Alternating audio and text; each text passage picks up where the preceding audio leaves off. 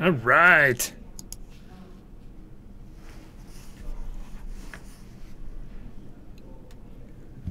Welcome everybody to some Tuesday Night Legacy, some Halloween edition, some All Hallows Eve Legacy.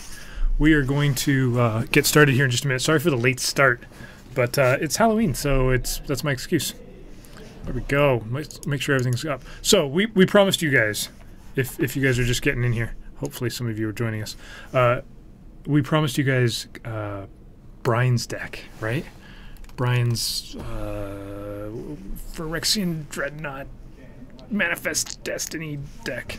So we're going to get that started here in just a minute while these guys sit down. We've got Brian. Brian's here with the blue sleeves. Hold on, I got to close the door.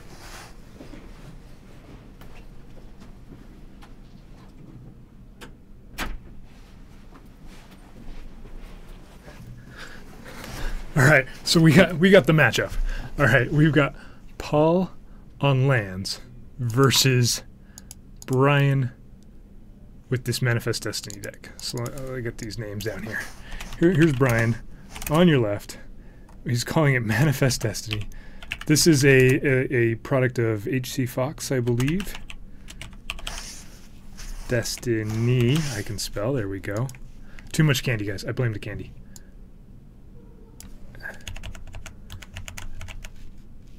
Versus Paul on lands. So we'll see. So if you guys watched Brian and I play on Magic Online, we tested out this deck a little bit, and we got paired up against like a mono red prison deck that just totally didn't allow us to do anything. That was fun, right? So we had all these fun interactions that could have happened, and none of them did happen because it was mono red prison. So hopefully you guys are done trick-or-treating and get to join us for this. We played suboptimally. Thanks, HC Fox. You get to blame Brian for that. It wasn't me. Watch, here comes this fast start that Lands is capable of. Okay, not as fast as I've seen. I've seen faster. Okay, Brian gets to play a card to Paul's several. He's going to dredge. He sees the Wasteland, the Depths, and a third land buried underneath the Dark Depths. And Ghost Quarter says, I want those 3 lands. What is this sorcery? Well, Jorgensen, we weren't sure if there was going to be a stream, but my trick-or-treating is done, and my kids are just sitting at home. So, here I am. October Fools. Brian maybe is contemplating countering this Mana Bond, which is going to wreck him. I'm pretty sure you counter it if you can. There's not much you can counter in lands, and this is one of those cards where if you have a chance to. Oh, look at this Plains. Oh, okay. I didn't know Brian had a Groot Plains. That would be a Christopher Rush altar, I believe. So he's going to Enlighten Tutor in response to this Mana Bond, I guess. 4 rounds of Solo Bryce? Maybe so. You guys can tell me how amazingly bad I'm going to do. It'll be great. No, I think Kyre's coming in. If it's Manifest Destiny and I have absolutely this much idea as to what the deck is supposed to do, since I saw it happen, wait, what, 2 games? I might just guess, and it'll be great. It'll be great fun. Can I handle that kind of pressure? I love the enthusiasm, the confidence you guys have in me. That's great. Enlightened Tutor finds Dreadnought. Wouldn't that be cool if Manifest Destiny can do something against lands with a Mana Bond down? It might. All right. So I've got Jorgensen, I've got HC Fox. Did you guys get some candy? Did you guys trick or treat? Did you have a at work Halloween party? Yeah, well, Ghost Quarter can wreck everything.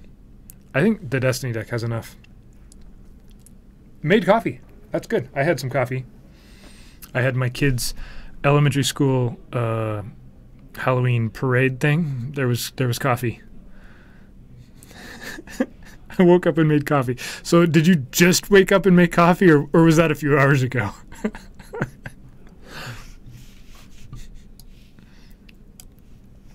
Stifle. He stifles the dreadnought. Look at this, guys. Success. We can stop right now. We don't have to continue. We don't have to find out what's going to happen next, because a successful dreadnought plus stifle happened. And oh wait, crop rotation finds a dumb card that. Yeah. Oh, he didn't. I thought he was going to go get a Maze of Ith right there.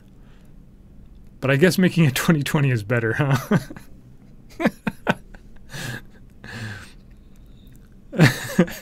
Yeah. Brian already won. This is all just silliness right here. This 2020 Flying Indestructible that is a little bit better than a 1212 Dreadnought. Just a little. I don't. Is there even any answers? Does Manifest Destiny have? I can't pull up the list because I don't. Oh, but he got to stifle a Dreadnought. So guys, that's like winning. This loses to Reality Shift. Reality Shift is an answer. He didn't have a Reality Shift. Okay, sideboard cards. Again, I don't have the list in front of me. I don't have the. They haven't dignified to give me the Magic Online password, which is probably safe, and so I don't have the deck list that we played. I remember there were some cards, and some of them maybe did stuff. Teferi's Realm better come in. That was one of them. And the Storm, the Canidus comes out. That's pretty easy. It's kind of hard to pick cards to come out of this Manifest Destiny deck for me. It wasn't always easy. Partly because we were playing with cards for fun, and so you want those cards, right? Like, you don't want to take out the cards that are going to be for funsies. And isn't that fun when the camera is doing all that silliness? Let's see if I can successfully mess with that without destroying the whole stream. You guys ready for this? Save. And let's...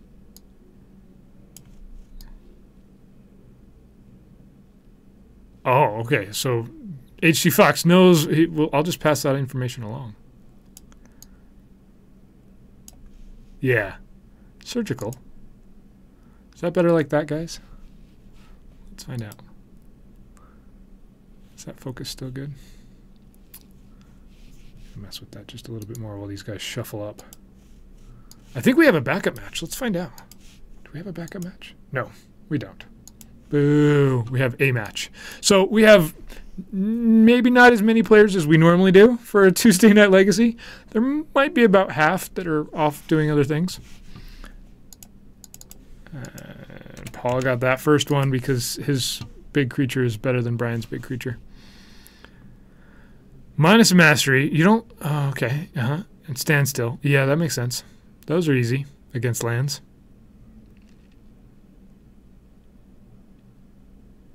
Okay. Rest in peace, Keg. Torpor Realm. Torpor Orb's good, right? It doesn't really affect them, though. It just helps us. Where was my thing I was playing with? There it is.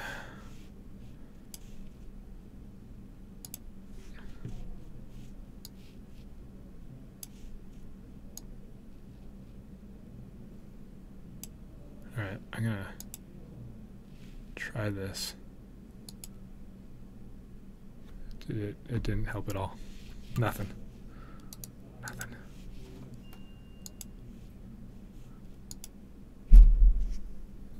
You'd cut the infiltrator. All right, sounds like Kyr just joined us.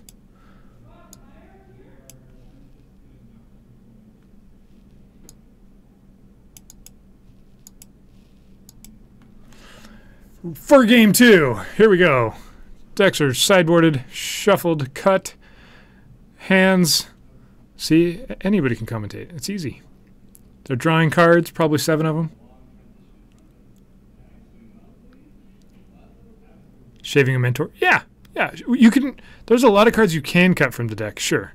But some of those cards that when we were playing, we were like, no, we don't want to cut that. We want to do that thing. When you're kind of doing a jank deck that you're trying to accomplish something. So, I mean, I was pretty proud of the fact we had a Dreadnought out, and then we successfully stifled the Quasali Pride Mage trigger to destroy it. So it was stifle and it was Dreadnought and it was for the win. That was awesome. Either Vial gets a counter after the draw. That's how it works. Pretty sure. Tabernacle for Paul. It's going to make Brian pay for all of his Dreadnoughts, which really isn't a problem. Right, it slows it down a little bit for sure. There he is! Oh, that's what I just messed up. I messed up that camera. I was messing with the camera and I totally jacked this one. All right, where do I get to sit? Nowhere! What? Right? You're kidding. All right. There we go. Why didn't you guys tell me that's the camera I messed up? All right, we're in game 2. Okay. We're watching some Stifle Knot versus Lands. It's totally fair matchup. This is exactly why I wanted to be here. All right, we got Maze of Ith and a Tabernacle versus the guy that does the thing. It starts with a T. Oh, Wild Kyre. Tecatli Honor Guard. Appeared from the wild. From the wild. While you were roaming in the grass, a Wild Kyre attacked. Flee. All right, fine. Hey, we got a casual stream tonight. Just kind of hanging out, right? No tournament to speak of. Are they not even playing a mixed group? Is that I don't know. We've got 8-ish players. Do we really? I think so. Oh. Look at this. Jaceman Prodigy. Brian remembers the Tabernacle trigger.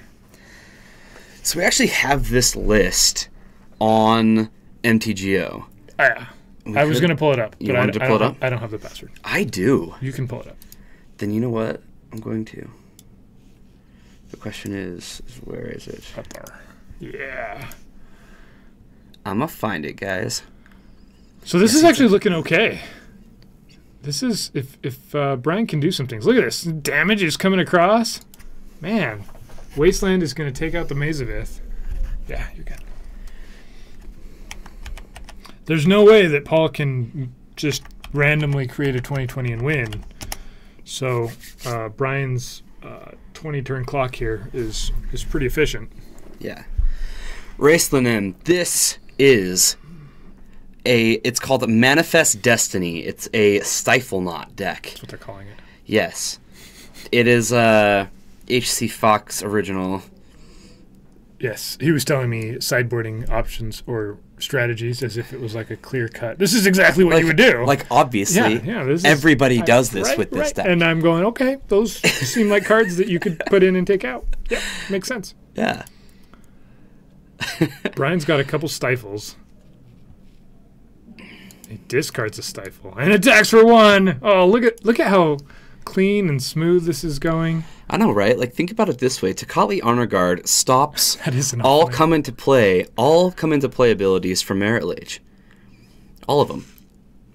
Okay. It's so good. Yeah. Like, so when it comes into play, it still is a 2020 still does nothing. Flying. Yeah, yeah. It just no come into play abilities, just like before. I think Brian had his pick of players to play against, and he picked against lands. Maybe we're just going to have a Brian stream today where he's just going to do a round robin of all of the different decks that are in the room. Actually, when I walked in, he told me he was doing a gauntlet. I didn't know what that meant, but that's kind of like what I figured it was. So it's just going to be this deck versus Delver and lands and like miracles. But yes. 2010.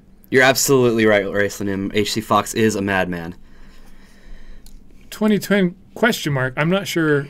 Did I mislabel something? Did I label something 2010? Is that why you're asking? Maybe. Are we? No. No, not there. How about on the Facebook one? What's coming in at mana cost 3? I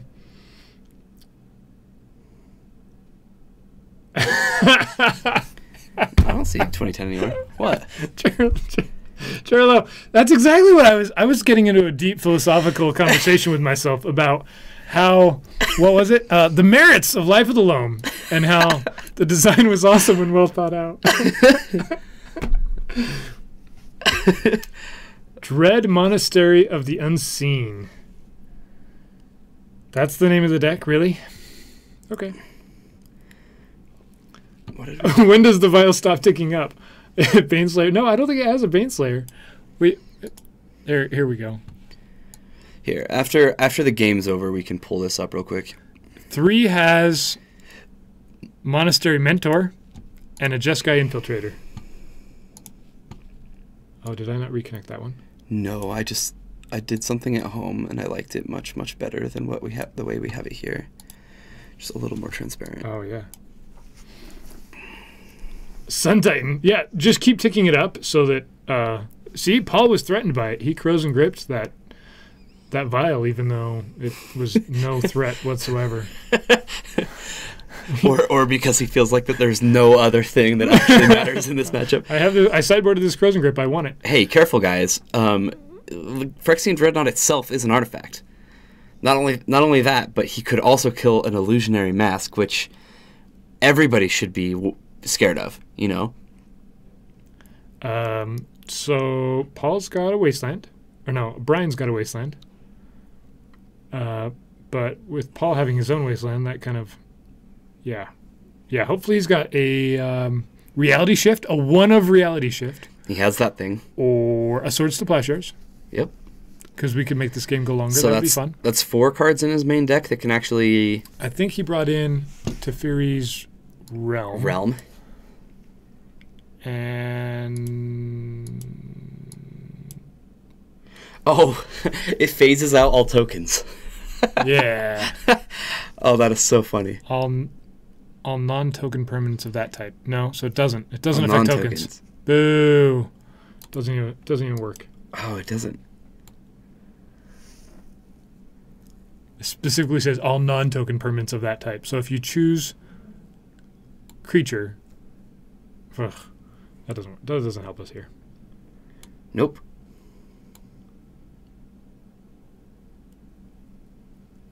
Does he have the Reality Shift? It looks like he does. He probably pulled in Teferi's Response because Wasteland and Ghost Quarters are a thing. Yeah, I think he's got a Reality Shift in hand here. So that gives him a turn. Yeah, he has Surgicals. Surgical Amaze. I think you'd rather Surgical the Wasteland or the Dark Depths once it hits. If you can take care of the first activation, it hits the bin, then you Surgical the Dark Depths. I think this is the first time we've seen Paul play without his mat. Right. I'm just used to seeing the what is it? Mox Opal. Opal. Yeah. Invocation art. All right. Here's a Wasteland. And got him. He says go.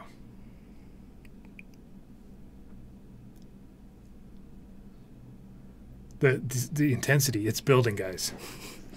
This Takali on regard, it's going to get there. There's the Surgical Extraction. Do you want to see what happens sometimes on Halloween? Yes. When you're playing and this happens sometimes. It just randomly pops up out of nowhere. Right in the middle of a game. Right in the middle I hate of a it game. when it happens. Yeah, guys. That's the worst. Yeah, it just out of nowhere. Gah. There's one of these for sale on the Paragon City TCG page. The Yeah. TCG store. I got some notifications today saying that things are up. What is in the Manifest Destiny deck? You know what, Jesse? Right after this game, while they're in their shuffle phase, we'll pull. We have the deck pulled up on MTGO, and we'll give you a full look. Whether it's an 0-2 or a 1-1, we'll show it to you either way. Unless HC Fox, unless his answer is good enough for you, and he says pure joy. That's what's in it. Pure joy and happiness. And happiness. Yeah. This can go away now, guys. I promise. It's okay. I'm sure it'll come back later. Maybe. All right. So Dark Depths got exiled. That Okay. makes Paul's journey to winning a little bit more challenging. And by a little bit, you mean a lot of it. Yeah. So the only other win con that this deck has is Punishing Fire. Yeah. That says it That all. says it all. That's all all right. I need. All right, then if that's the case, then there's no need to show you the deck list. Yeah. Cool. Yeah. You don't even need to know that at its heart, it's Phyrexian Dreadnought and Stifle, along with Morph. Just like peanut butter and pizza. They just go together. Yeah. So well. You know what the lands deck is really good at, though? The lands deck is really good at drawing things out and making things take a long time. You know what though? There is one more thing that Paul has to fear, and that is another surgical extraction. So Brian should have one more surgical extraction. He also should have a Jace. I believe he has one. Yeah. He has one in play, Yeah. and he also has another in his deck. So we get to stifle the wasteland. Perfect. Take that, lands. Got him. So a little while ago, I was having this deep philosophical debate about how amazing Life of the Loam is, right? There it is. Yeah. Surgical comes down, takes care of Punishing Fire, and that'll remove both of Paul's win cons. He just concedes. So Paul just lost to Manifest Destiny. I mean, Paul just lost to Surgical Extraction. Which is in like every deck sideboard. So it shows the power of this Manifest Destiny deck. Okay, here we go. Here we go, guys. We've got, what do we have? We've got, Here. Let me look at this thing. Okay. We've got an illusionary. It's you can't say it because it's hard to see it. Illusory. No, there's no U. No, Oh, I mean there dang is a it. U, but not there. Illusionary. Where the other cards go? Those are them. That's it. That's all? No, there's more. Other way. Yeah, right there. There we go. I was gonna say, I'm like, what did I do? What did I do? Here, let's move this over. So this is what Brian is playing in paper right now. It's basically the best deck you could possibly imagine, and then some. It's really neat. See, you can move the cards around and put them in other piles, and then you Yeah. can see them, and they're. All right, we've got. I'm going to steal this from you. Okay. We've got this card. I can't click there. I got to click here. Yes, This yeah. card. Holy cow. Dreadnought. There it is. See that thing? The Phyrexian one. Yeah, it's a 12 for 1. What gets better than that? 2020s with Flying and Indestructible beat 12/12s. They were both on the board. Mm-hmm. And then there's Stifle that allows you to do this because you stifle that thing. Without the negative thing. And then there's Brainstorm, Swords to Plowshares, Tutors to go find the things. Yes, you gotta find the things. And Yep. it puts it on top of the library. That's key. Because why? Because we gotta manifest. Oh, because Manifest. So I have yet to see Manifest happen. So here's a Manifest. Master the Here's Unseen. a Reality Manifest. And here's a Manifest. Yep. Right? Yeah. If it deals yeah, damage to a player, you get a Manifest. Yeah, so we have Master the Unseen as a one-of, Soul Summons as a one-of, Reality Shift as a one-of, Jeskai Infiltrator as a one-of, and then the other Morph-esque card is Illusionary Masks, but that doesn't really work off the top of your deck. What? Jorgensen, then you have to play like a whole nother card just to make that happen, this show and tell card, and it's kind of mediocre. Yeah, but Jorgensen, what if you cast that card and the other player played some like good card like Deathrite Shaman? Right? It's just, I mean, because they get to do something for free too. This way, only you get the 12/12. This deck built, you ignore K-Command and Fatal Push. Yeah, those Yep. cards aren't really played in Legacy. They're not real. They're only in like 70% of all Legacy decks. So that's actually not true. It's Probably way low. not. But we're just pretending that's not a major part of the metagame. That's what we're doing. We can play pretend. It's Halloween, right? Yeah. Yeah. There actually isn't a lot of Fatal Push and K-Command in this store. So Not a ton. I think. See, my deck could run both, but it runs neither. guys, is Brian going down to 5? Is that what's happening here? I mean, he's just. I mean, let's find out. HC Fox, did you tell him to mulligan until he hits a manifest card? Or maybe he cited them all out. It's hard to say. And Paul's like, I'm gonna win on turn 1, so. Oh, Brian's supposed to keep his 7? Yeah, we should What? go. We should go tell him. You want me to? I'll grab us a drink while we're at it. HC Fox says, "I'd love something. What would you like? Just a soda, Mountain Dew, A Mountain would Dew? be wonderful. Sure. You've seen enough lands, yeah. Mull until Stifle and Dreadnought in hand, yeah, and then you still lose to the 2020 guys." Brian says he guesses he's keeping this in. Kai left the door open, so now I can hear them and they can hear me. Grove of the Burn Willows for Paul. Taps the Grove. Gives him life and gambles. Okay, guys, let me tell you about this super cool interaction. It's this thing that you can do in Legacy. You can play Gamble. You can go find Life of the Loam, and then if you have to discard it, it doesn't matter. It's so fun. Everybody loves it. Everybody loves it. We'll be the judge of that. Here comes. Here comes. Ready? How many showed up for Halloween Legacy?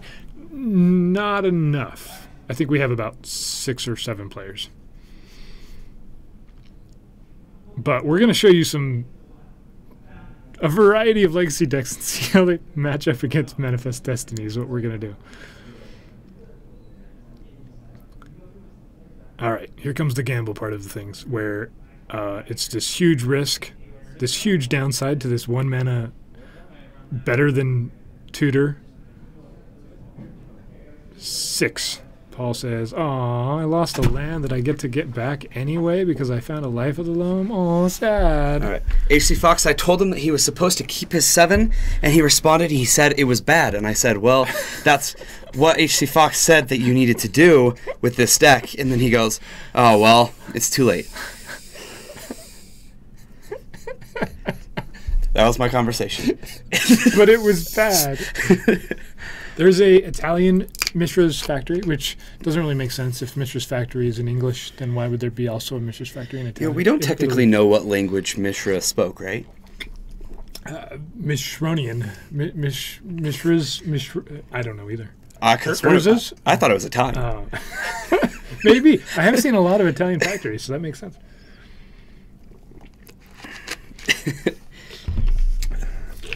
He spoke Thran? No, that doesn't make sense. That's too, on point, guys. Yeah, that seems ridiculous. Come on. Obviously. Don't be silly. Captain QC, there is a stream where somebody will play a bad list, and for a low fee of a low, not even a fee. It's like a small minor charge. I think it's what people call a donation. Is that what it is? Yeah, that's what I heard. What is the going rate for a stip draft or a stip? $5 or a sub. $5 or a sub, and we'll play. We'll play the deck. We'll play your deck on Magic Online at the very least, and if it's reasonable to build, awesome enough, they'll build it on paper. Yeah. Apparently, I mean, I didn't know that Brian was going to build this. We had most of the stuff in the store anyway. I had no idea that Brian was going to buy all the cards. Yeah. That's how much he liked it. Go get an illusionary mask. He did. He went out of his way. Okay. Exploration. Life of the Loam. Hey, look, he gambled, and suddenly there was a Life of the Loam in his hand. That's really weird. Yeah. It was neat. It's almost like those cards were meant to be together. 2 Mishra's Factories. Is that H.C. Fox? That's how this one's supposed to play, right? It is the Leaning Tower of Mishra. Oh, okay. Legacy and the Battle of the Brothers. It was in Italy. That's where all this took place. Mm-hmm. Italy. Yeah. That's why so many cards are so hard to understand, because they're poorly translated from their natural language. Just try and read through Transmute Artifact and I mean, if you think reading the Card Sylvan library is bad, you should read the books that are in that library. No, that one's Legends. So that's a different continent altogether. Oh, sorry. Yeah. Chains of Mephistopheles. The reason you can't say that is because it's from a totally different dialect. Well, I obviously understand that dialect. It's Mephistopheles. Come on, Bryce. Bless you. Thank you. I needed that. Guys, isn't this fun to watch? Hey, did you know that? Yeah. Yeah. Entertainment right there, guys. Because, yeah, Brian's hand doesn't get, yeah. I'm surprised nobody made me put this in my deck yet. Right? Well, this is like a $175 card right now, too, so. Oh, then good thing. And, its price probably goes up on Halloween. Probably. Mishra had so many factories. What was their delivery method? Is there... No, they made war machines. It was a war. Mishra's war. Captain Warehouse. QC, this is the world of magic. You just use magic. Yeah, You just cast a spell. right. You made what's the card? You made Mishra.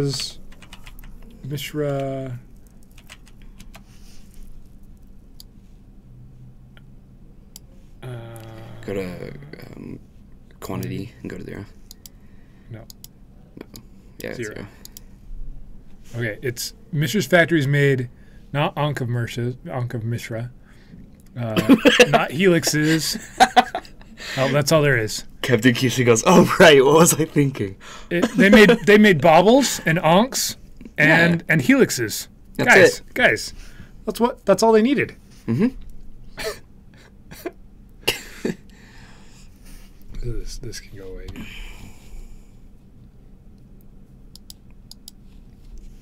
Life of the Lone. See, Paul's just having fun now. He's just tormenting. This is like when a cat plays with its prey and just bats it around for a while before deciding to eat it. Or not eating it. Yeah. They never actually eat it. Right. Paul's like, I'm gonna win in exactly 19 turns, and I'm gonna have fun. And you're gonna next watch. time, don't mold those winning hands. Yeah. Yeah. After this game, do you want me to tell him that, AC Fox? Should we go to game 4? I'm pretty sure this game's going to be a draw, right? It looks pretty, like, it's just going to go to turns. There's a Tundra. Next card. Hey, that was really fun and exciting. It's kind of like the time that we played this Manifest Destiny deck against the mono red prison deck. Oh, yeah. Yeah, that was fun. So much fun. That was fun, guys. When you get locked out of doing anything at all and you're just trying to play a 1-mana 12/12 and they put a Chalice of the Void on 1, they're jerks. I tell you. So I did have good news that happened earlier today. Okay. Did you hear? No. I finally had an undefeated tournament. Yay! The first one since I've started doing streams for Paragon. From your draft deck last night? No, from my draft deck this morning. Oh, okay. My Innistrad drafts have been super solid. Like all 3 of them that I've done so far have been really good. The deck that I thought was the best deck I did, it had the worst record. I got 1 and 2 with that deck. What did you draft today? What colors? I drafted a green-white deck. Okay. And it tore things up nice and easy. Jesse, we have less than 10 players. We have like 6 or 8 players playing Legacy. I guess we could get Kyra to play Legacy, and then we'd have maybe an even number. That'd be kind of fun. You're welcome to play Jund versus Manifest Destiny if Is that what Brian wants to Brian do? doesn't have. I think he wants to keep playing. I'm not sure. Well, let me talk to him. We'll That'd find be out. fun. We can bring Brian in here and have him tell us how. Give us a breakdown of that play. He didn't cite in Realm. That's why. No, Realm's actually really bad. It says at the beginning of each player's upkeep, that player chooses artifact, creature, land, or non-aura enchantment, right? And then all non-token permanents of that type phase out. So he would just choose artifact, right? And those would phase out. Is that how? Oh, at the beginning. Oh. Okay, I see how it works. That makes sense. So Brian would choose land, and then all of those would phase out. I see. I'm following. It's a little slow for this card from what? Visions? No, Invasion? Is that the plan? Yeah. So Jund versus Manifest? Okay. Are we not doing an actual tournament then? Or are we just gonna do? I think we've only got like 5 or 6 people. So, but still, I'm gonna step out of here for a moment and Perfect. play against All right. Manifest Destiny. I I kind of hope it beats me. Is that weird? Oh, I hope he actually gets to do things. Yeah. Kyr Anjund. Round 2.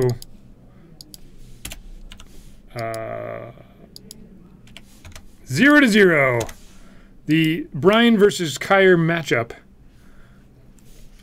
The Dr. Pepper versus Blue Sleeves. Okay. Kyr's going to mess with that. I'm going to mess with this thing.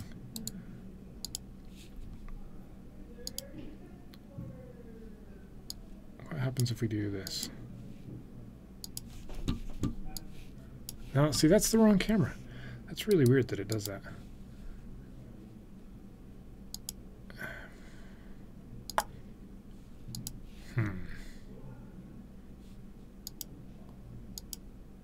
Nope, don't do that, guys. That was the wrong thing. Don't do that one.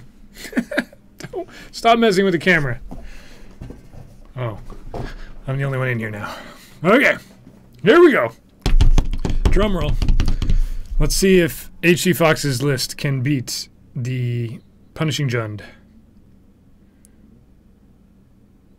Did any of you guys watch some Grand Prix? Was it Washington, D.C.? Some of that coverage, and see some of the legacy action that happened there. There was some different decks than I was expecting to make the top. The Esper Deathblade and the Punishing Abzan. That's an interesting list, right? It's kind of this weird Knight of the Reliquary into... I guess you're winning because Chalice of the Void is good. All right. Fetchland versus Fetchland. Who's going to fetch first? It's Brian. This is what happens when you leave me alone, guys. I'm sorry. I'm sorry. I apologize.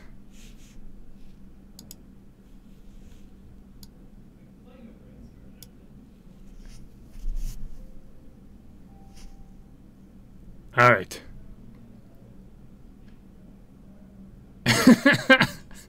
I agree. I was really interested to see this legacy deck that was going to play Punishing Fire and Siege Rhino. And then I look at the list and there's no Siege Rhinos. It has 3 Punishing Fires and it's a Knight of the Reliquary deck.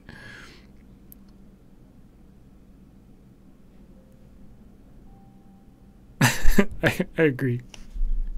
Don't start! All caps. So, Island versus Wasteland. Kyr didn't get to dump all of his hand and tutor for a card that he gets to rebuy. And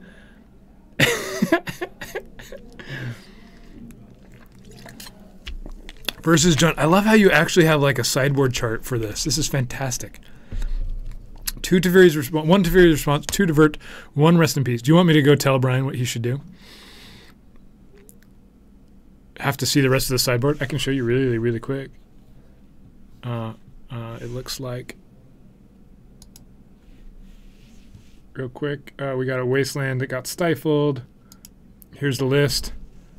Oh, don't do that. It's... There's a sideboard on the side. 2 Containment Piece, Disempower, Rest in Peace, 2 Divert, Flusterstorms, a Commandeer, Surgical Extraction, Powder Keg, Torpor Orb.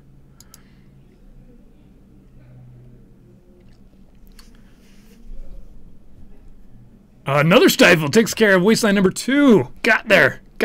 So this is Stifle Dreadnought, and you don't need a Dreadnought. You just need Stifle. Apparently, that's all you need.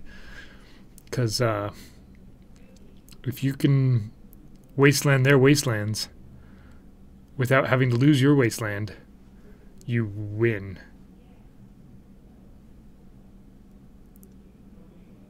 Because the Honor Guard is more killable against Jund, is that why? Here's a... Alright, this is a Jeskai Infiltrator. I'm sure you guys all remember this card from... Sorry, one sec. Let me lean over here. Jeskai... No, don't type it there. Type it here. Jeskai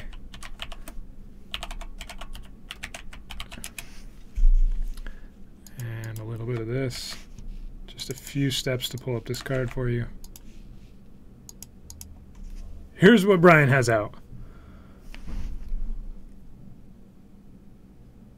Correct line was Wasteland, fetch, stifle that.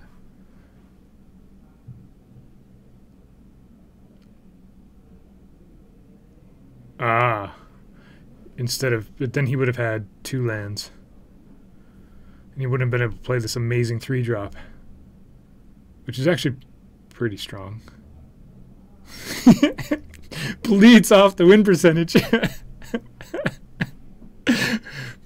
Yeah, I don't know if I would have known to do that either. HC Fox. Oh, Kyrie's going to play a Abrupt Decay. He's ruining all of the fun, guys. We didn't get to Manifest. I've still yet to see a Manifest from the, like, 6 games I've seen this deck get played. Oh, no, that's not true. I remember we successfully reality shifted one of our opponent's cards. So they got to manifest the top card. What is this one? This one's Mastery of the Unseen. Is that one's this one's called? Oh goodness.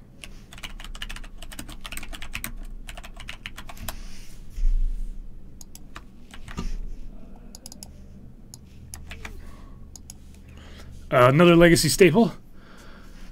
Whenever a permanent you control is turned face up, gain 1 life for each creature you control. Obviously. And yeah, he wastelands one of Kyrie's lands when he's played Mastery of the Unseen.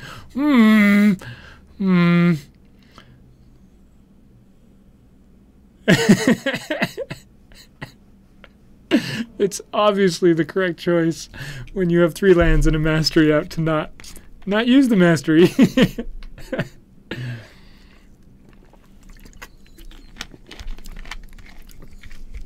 Looks like he has an Enlightened Tutor and something else. I can't see because there's a giant Mastery of the Unseen in front of my... There. That's better. And we're killing ourselves. Kyrie's going to him. Is he actively not playing cards? Okay.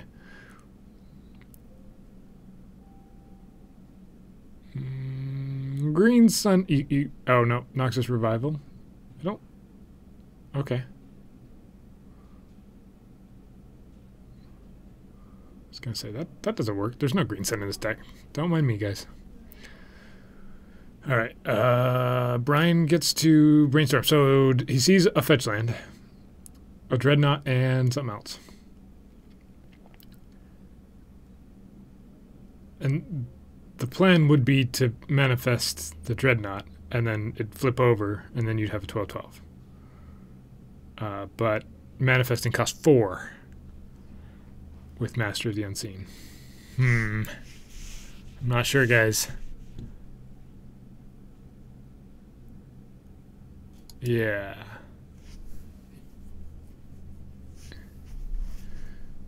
Liliana of the Veil.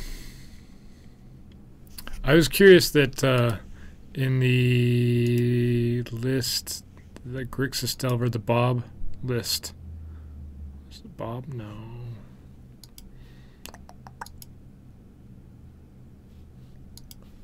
Which list was it? Oh, goodness. Well, never mind. Liliana ticks up. Brian discards. So he's down to 1 land, 1 island. This is fun. Everybody's having fun, right? Kyrie with his 3 different wastelands. We're on the same revival brainstorm plan here. And we've got a Goyf. I don't see how Brian's going to get this. You think so? You think this one was winnable if he had played a little differently? He never saw his 4th land, did he? Or it was quite a while before he saw it. So if he hadn't wastelanded and had 3 out, then that 4th one would have been able to manifest, and that would have worked, you think? You got to give him a little bit of credit. I don't think he has much experience with this list, especially with the different matchups. But We'll see if he sideboards anywhere close to what you said.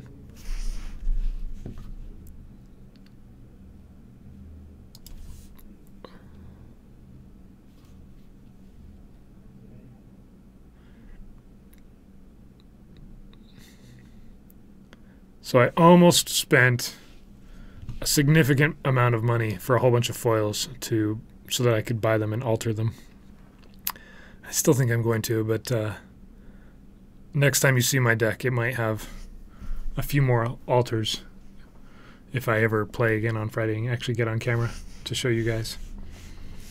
Some of them are turning out pretty cool. There's the mask. It's a main deck illusionary. It's a mask. Ooh, in first response to the first wasteland, waste, fetch, stifle it.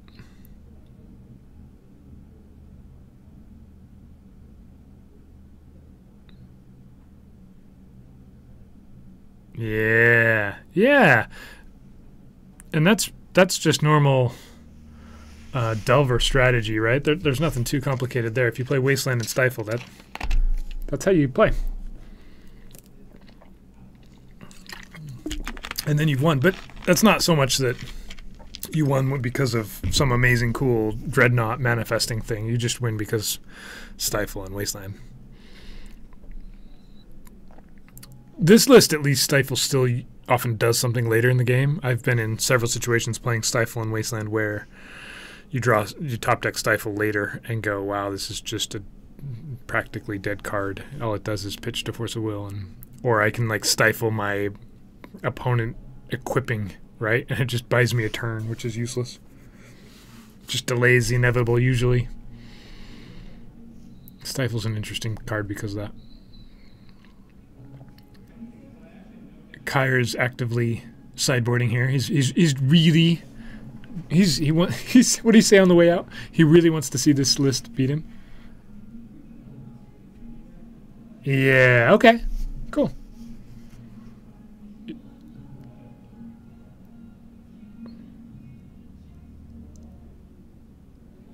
Yeah. See, and I see this list for the first time and go, okay, so what we want to achieve, all we care about is getting out of Dreadnought and winning with it. That was where I first went to, as opposed to the actual game plan and then eventually winning. That makes sense. All right, I still can't figure out why that camera...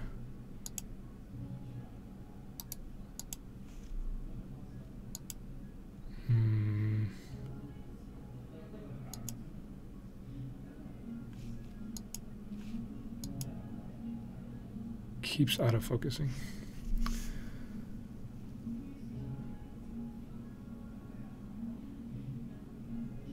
You'd play Jay Sparrowlin. I just don't want to play any more Emrakul. I'm not sure I follow you there, Dragon Knight.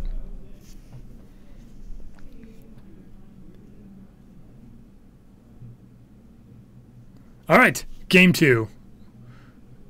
Ooh, in a moment. There we go.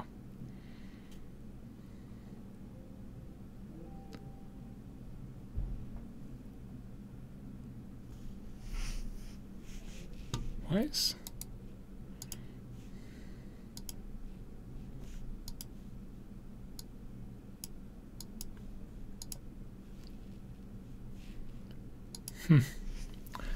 This back camera is super dark, isn't it?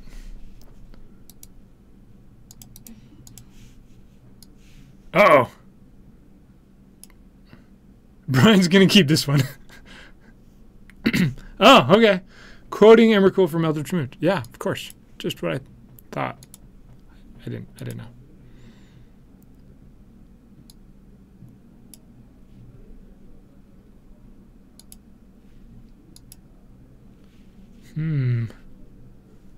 I've got most of the light on.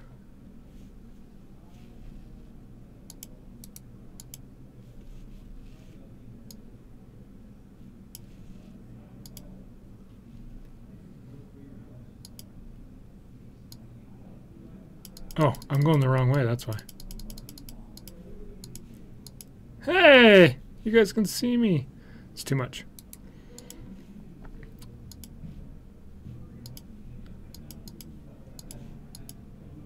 Better. Just extra spooky effects. Oh, I like it. Should just be in the dark. Kyre's playing. Yes, we've got Kyre playing his Punishing Jund versus Brian on this. I don't remember the actual name of it. Fire Exchange, Dreadnought, Stifle, and Manifesting Awesomeness. Where you just can't draw lands. Did he mull down to 5? Ouch. I was messing with the camera. All right. It makes it more fair, right? Brian's got a very keepable 7, and Kyre's got 5. Very, very more fair, guys.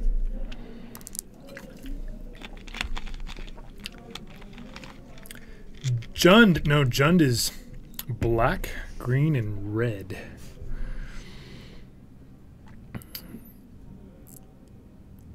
Ooh.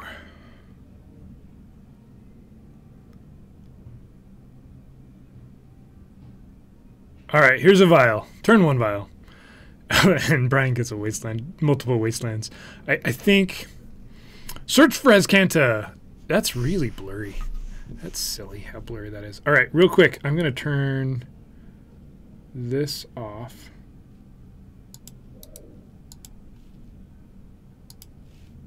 And I'm going to try and fix this camera. For some reason, when I try and configure the camera that is the one I actually care about, it just configures me.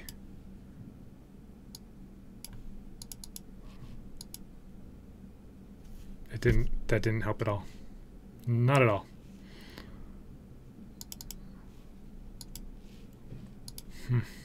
Yeah, it just keeps doing that. I'll mess with that later.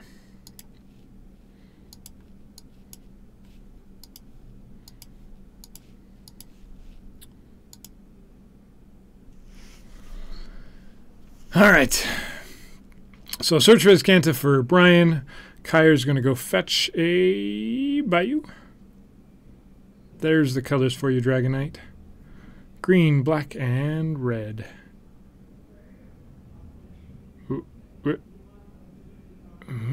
He gets a Badlands and a Badlands. Okay. Oh, one of them got wastelanded. Okay.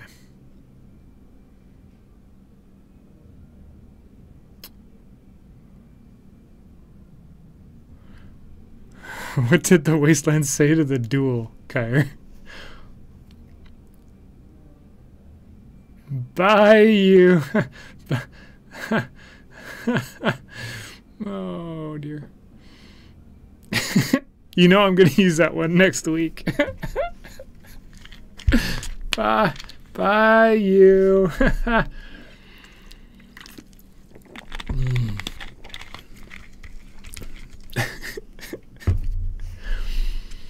Okay. Brainstorm in response to Ancient Grudge.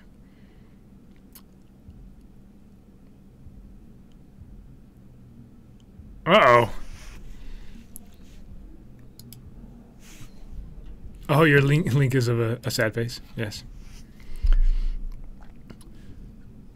It is frustrating when you're waiting for a card in the mail and they're like a day late and you're going, where is it?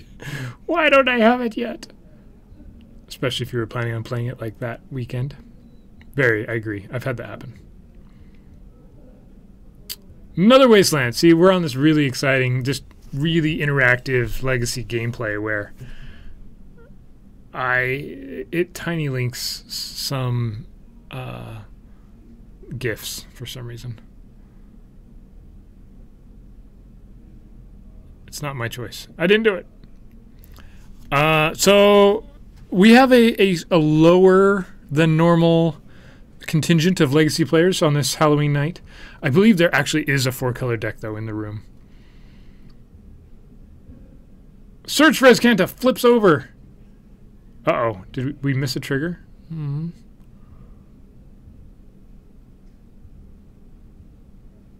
Monastery Mentor, just what you expected in this Manifest Destiny list. Just what you expect. Oh, Lightning Bolt takes care of it. Kyre's still alive. Him and his one Death Red Shaman. Play a guy. There we go. Here's this Jeskai Infiltrator again. It's going to actually get to hit. Oh, nope, maybe it's not. That one's getting pyroblasted. Kyre with all the answers. Now we're actually getting some interactive magic. Brian fetches, finds a basic, plays another 4-drop. The only 4-drop is the enchantment, right? Mastery of the Unseen, is that right? Oh no, he's just searching. He's using Search for Azcanta. Okay. Manifest Destiny. So this list is... No, this is definitely Legacy. This list is... I'll show it to you in between games if you guys stick around. It's a Phyrexian Dreadnought Stifle deck with the ability to manifest cards as well. Legacy Spirits. Why isn't there Legacy Spirits? That's a great idea. There was a player who I saw playing a Legacy Spirits once, but in our room, but I don't think he's here today.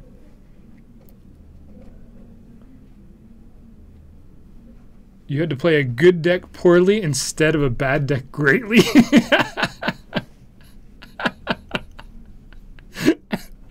You can quote that one, Captain QC. That's a great line. I like it. We have plenty of ivory towers here if you want some ivory towers. I know that Paragon has... There's probably a Antiquities ivory tower, actually, if you want to go very cool. Which is what you can't do the From the Vault ivory tower. That doesn't count. It's not an ivory tower. I'm sorry. So we're in this really fun position in Legacy that happens sometimes where one player has lands and gets to do things and the other doesn't. He just has Liliana's and Goyf's in hand and doesn't. So we're setting up a Dreadnought here. We got the Honor Guard. It could happen. Searching for Azcanta during the main phase is kind of weird because you can only get... You added your own quote. I like it. That's great. Added by Captain QC. The fact that it even says that is fantastic. So Search for Azcanta only lets you have... You look at the top 4 cards, you may reveal a non-creature, non-land card. So it lets you find like a Brainstorm or Enlightened Tutor, which let you go find Dreadnought. Here we go. There, just like I said, Enlightened Tutor, Dreadnought. It's happening, guys. It's happening. No, see, when you're... That's what I'm saying. When you're playing Dreadnought, you have to go find... You have to go find Dreadnought. You don't think, I'm going to go get the card that actually helps me win the game.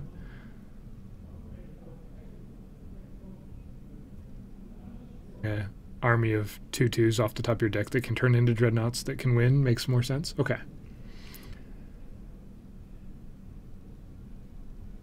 Play some Legacy. You think a lot differently than the way you do in Standard or Modern, I think. But it's also very expensive. A lot of the decks are very pricey to get into because so many of the cards are so old and they're not reprinted. So many of these lists are $2,000-$3,000 just for the mana base. Sometimes just for the dual lands, they add up. But so for today, what you're seeing right now is this Manifest Destiny list is definitely not a tier 1. It's definitely not the best deck out there. But Captain QC wanted us to play it, and here it is. And Brian he's not super informed on exactly the right lines to play, so he's doing the best he can with it, having not actually played it before. We've played it online once or twice. But this is a little bit more for fun than what we normally show on our Tuesday night streams. Normally Kyre, who's playing Jund right now, is in here with me, and we commentate and try and explain what our players are doing. Oh, Captain QC, yeah. HC Fox's list. I'm sorry.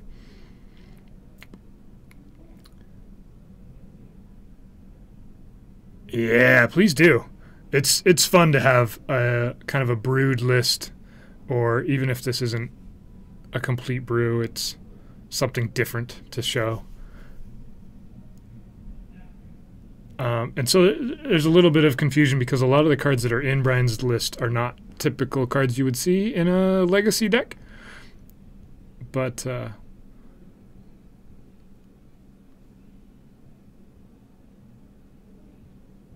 you think in Standard or Modern? I think you're doing it wrong. No, okay, so I'm sure you're being sarcastic, but if you're playing Modern, the way you think of... Yeah, I see what you mean. You don't think at all. You don't really think much in Standard. There isn't much choices. In Modern, some Modern lists there are. There's some interaction and choices. Is that what happened? Oh no. he tutored for a Dreadnought and then he pinned it with Escanta.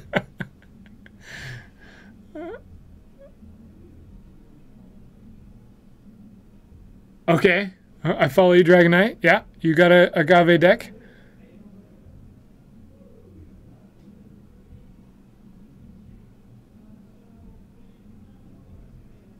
Stand still. Yes, I love this card.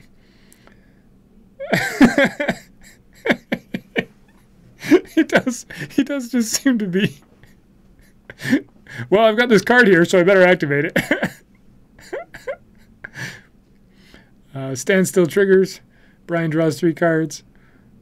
We created value. The one of Standstill.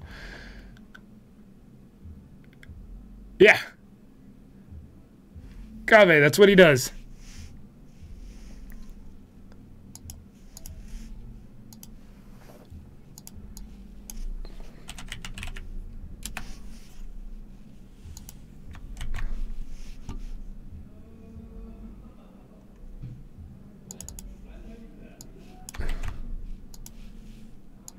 Oh, I just heard a... Why did I do that? Another one. Here's Gave. He does the thing. The 1/3 is going to attack into the 0101 Goif. Yeah, get some... I'm not sure where you're going with your... if it is a question, Dragon Knight. I'll try and answer it. He's got a reality shift. He's got it. I guess we're going to game 2. So what I can do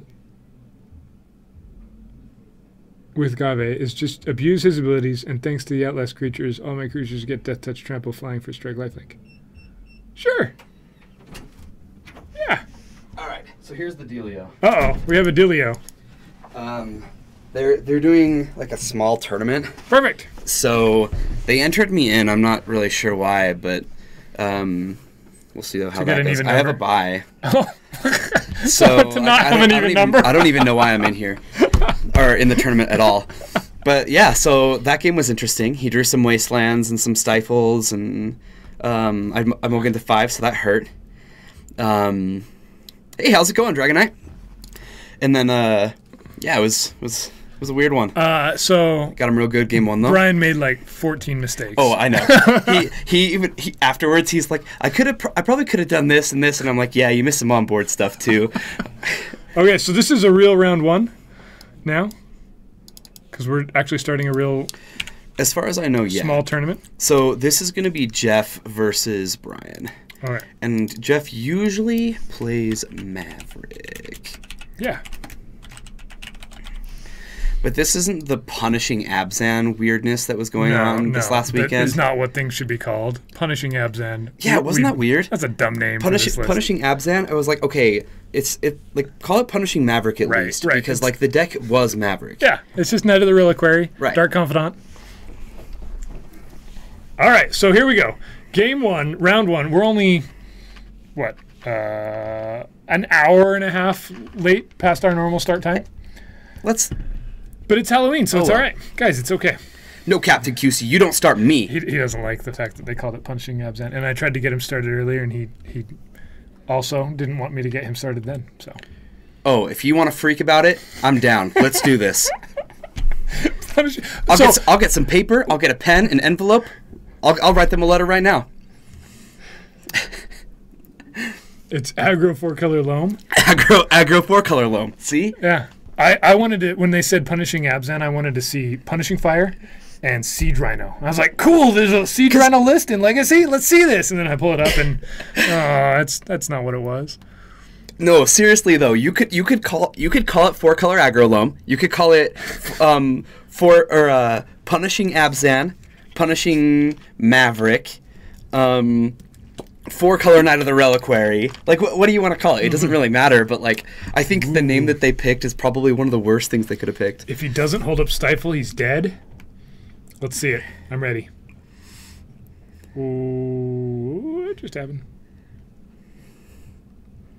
Oh, Dragon needs some advice. He's asking about.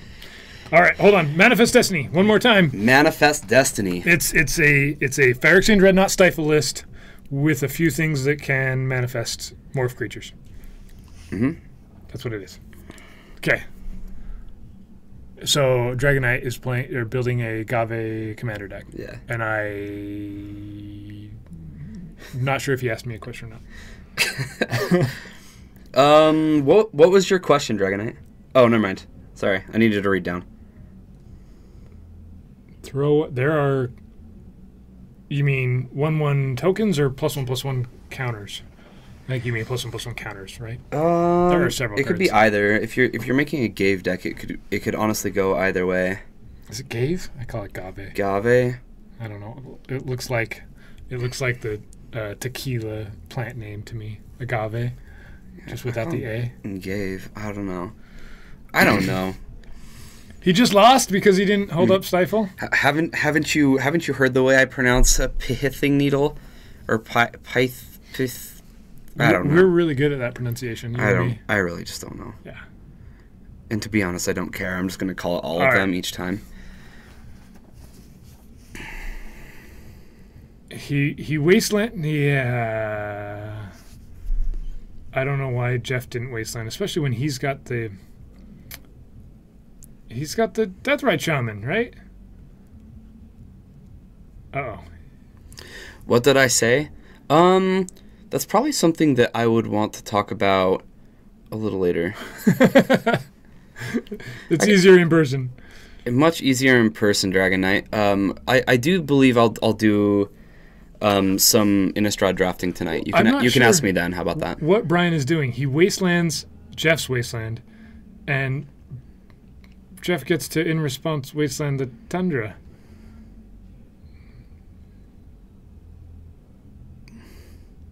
That is a fun fact, Captain QC. I didn't know that. So if you put like exclamation point fun fact Captain QC, does that actually work? Captain QC fun facts instead of cat facts or cat facts or Joe Cool facts. I like it. Captain QC facts. All right, an Ether Vial goes on top.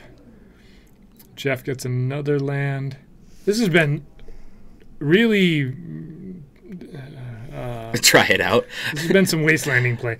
Captain QC quoted himself. Did he? But I gave him permission because I thought it was great. Okay. I can't tell you what it said right now. He'll have to pull up the quote. Okay. This is your first time watching Legacy, Dragon Knight? Well, welcome, because Legacy is the best format. Yeah. And to be honest, it's not close. Some of this play has been not exactly what I would have done had I been in the Wasteland Stifle player's position with the Deathrite Shaman on the other side of the board. I do like that quote, Captain QC. That's awesome. So I had to play a good deck poorly instead of a bad deck greatly. Yeah. I'm not sure that Brian's playing a bad deck greatly right now, but I probably would misplay a lot as well. Yeah. Yeah, I mean, this is a deck that has small intricacies that matter, right? It's not easy to pilot correctly. Yeah, HC Fox, every play, like, nope, don't do that. He's just, I think, getting more and more frustrated. See, this is what happens when you give a deck like this to Brian, though.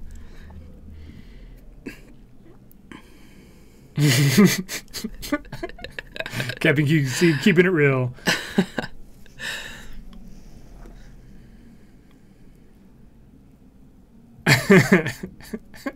Yes, I have a few quotes. You guys are all wrong. I have a few.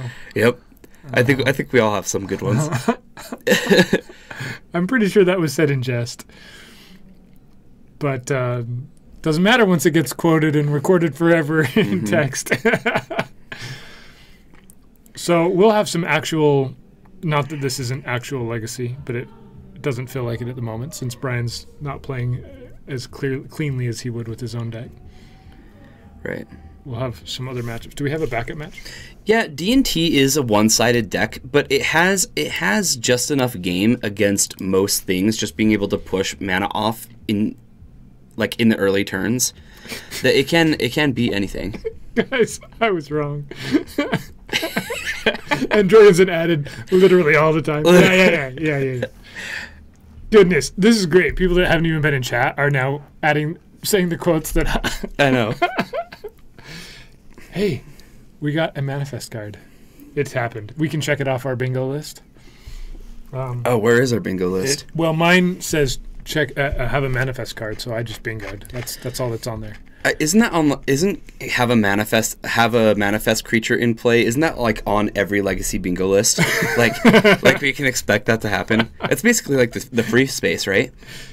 Yeah, yes, because it always happens. It happens. It's like see a Deathrite Shaman get played or be in hand. Right. Yeah, it's the free space. It's as likely to happen. And Jeff's over here with a Swords to Plowshares going, do I swords it now? I don't think we have an Infect deck in the house today. You know, Dragon Knight, Infect is definitely a good deck in Legacy, but we don't have any Infect players in our store. I've seen people play it before, but it's been a while. So there's no reason why Jeff doesn't just swords that. Well, I guess it could just be a 2/2, right? That can't be flipped if it's... We'll see. Vial ticks up to 2.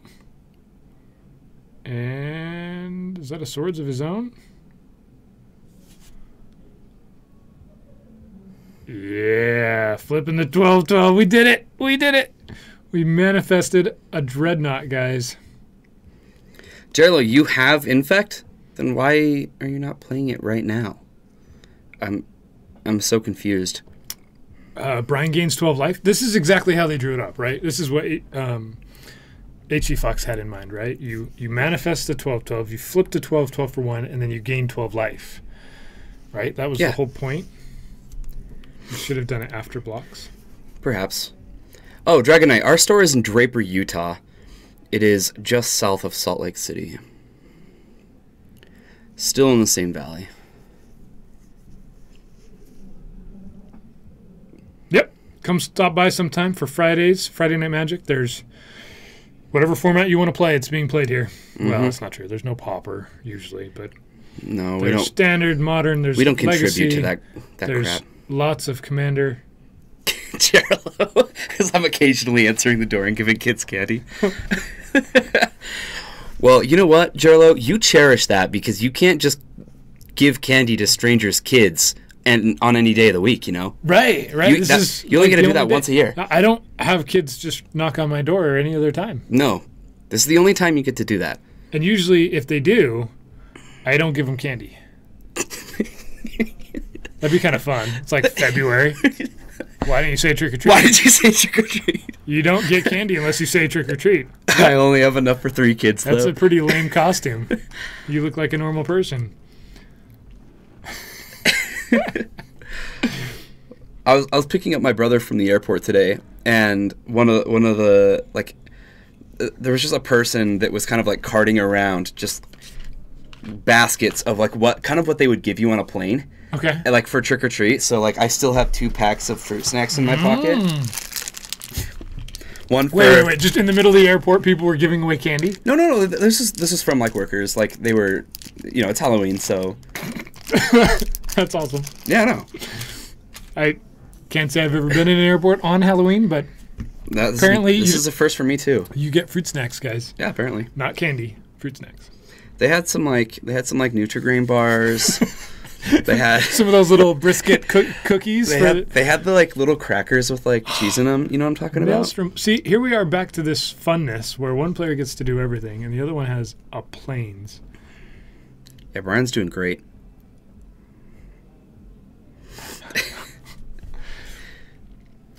If it's not planes, it's Groot. It's not a planes, it's a Groot. Duh. Did somebody asked you while you were playing? Oh no.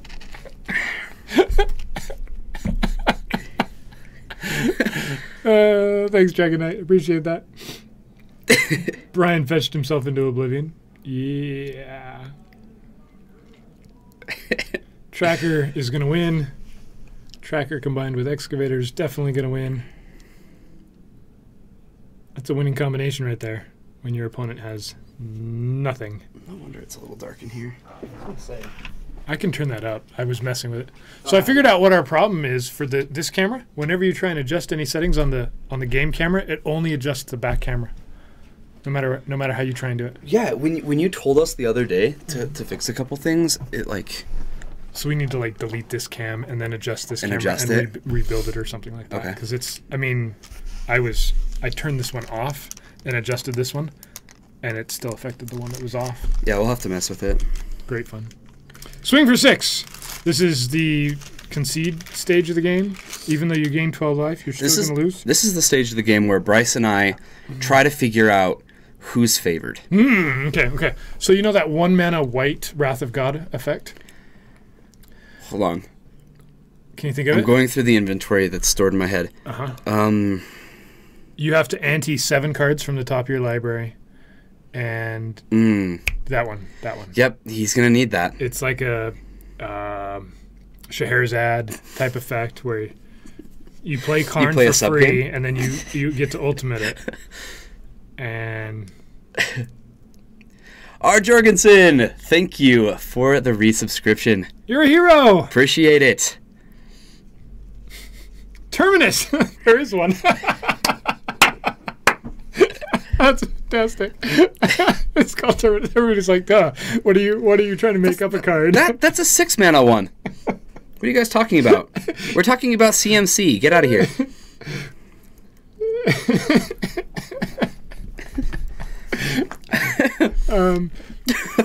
That's fabulous. Okay, so we're going to go to game 2, and hopefully game 2 is a little bit more exciting. You disagree? All right, fine. Terminus. Oh, sorry. I bumped the mic. Every time somebody puts Terminus into my memory, I immediately try to get it out. It's never good experiences. That's so hilarious. All right, guys. Here's this list. Show it again. It's got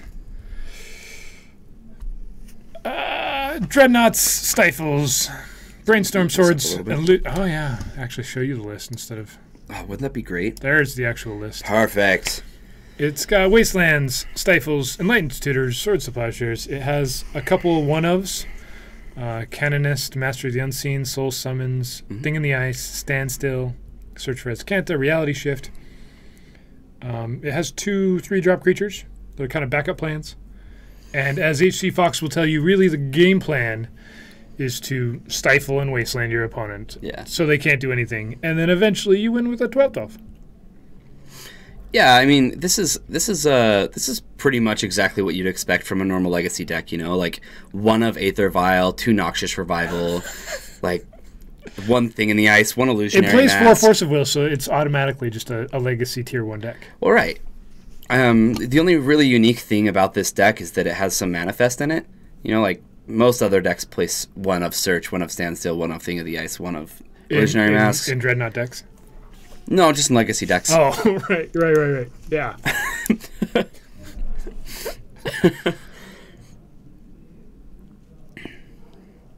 Nothing you guys haven't seen. And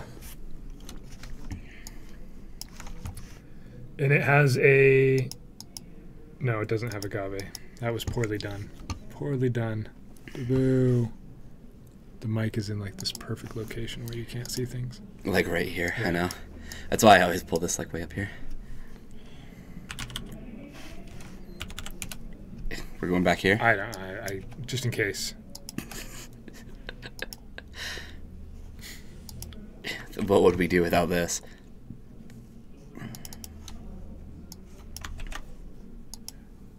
This is what it should have. There we go. It's like a living end, or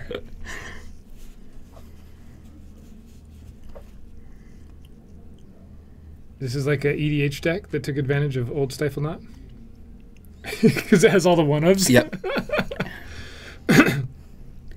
We're starting a new format. It's called Legacy Singleton. Yeah. All right, so what we need to do, we need to consult HC Fox on every play, and then you need to go tell Brian what he should do, and then we'll actually have an optimal line. During a tournament? Yeah. Just tell him what he should be doing? Yeah. That should work. Just poke your head out the door. Play this card. You know, I actually kind of like what happened even more last time. So I was talking to Brian just a moment ago, and he said, well, I'm sure I'm going to get a Facebook whisper about this, a Twitch whisper about this. And I'm like, what do you mean? And he goes, well, last time I played Stifle Knot, I got this big whisper from HC Fox correcting all my plays and telling me what I needed to do in specific spots. And I go, oh, well, that was nice of him. Step 1, play a real deck. Step 1, play a real deck. Okay, here's how we find the optimal line. Pick a better deck. You know what we need to do, Bryce? We need to get your Grixis deck up on MTGO, and we need to have some Bryce streams. I'd be happy to. I almost did today. You almost did? Well, I mean, this is close. Is it close? Okay. Mine currently doesn't play green, right? Mm-hmm. So it's minus the Leovolds plus Young Pyromancers, and then it's close. Okay. It wouldn't be hard to turn this into that. But mine is a little outdated as well. Yours is Delverless, right? Yeah. Okay. And if you look at any of the top tournaments, they're all playing 4 Delvers. Yeah. 4 forces, 4 death threats, and singles of everything else. Legacy Highlander. So you have like 1 Show and Tell, 1 Emrakul, 1 Entomb, 1 Reanimate, 1 Delver. It sounds like a format.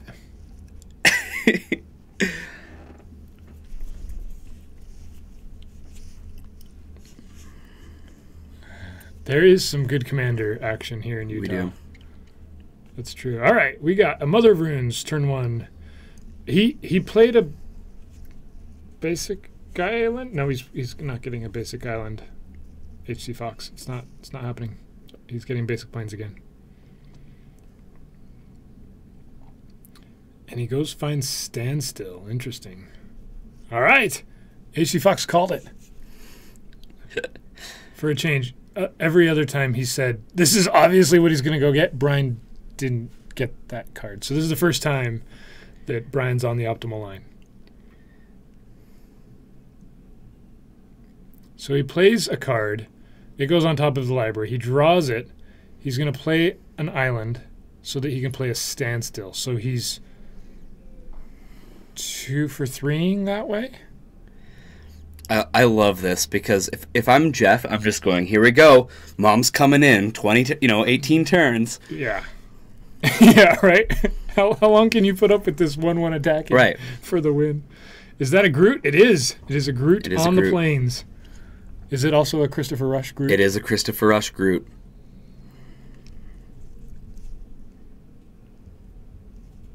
Because you live in Canada and you don't know that Utah is not in Canada. No, not quite. We're not. Nope.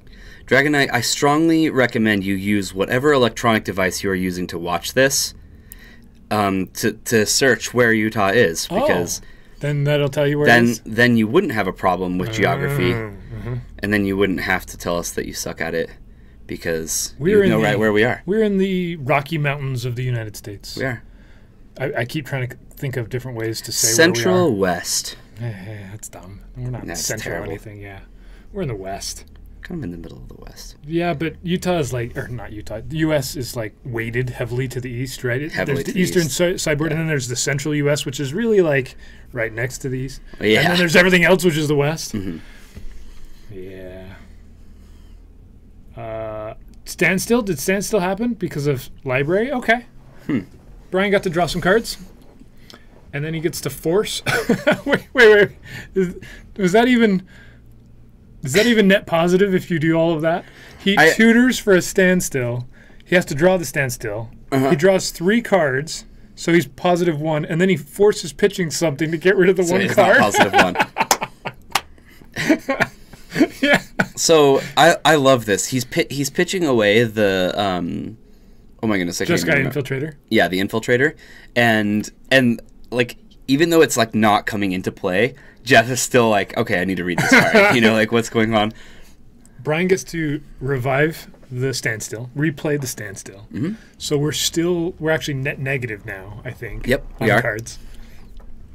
You can't pitch infiltrator to force it. Well, sure you can. It's a blue card. It's a blue card. You can't pitch it because you really want him to play it, or Yeah, that's probably it.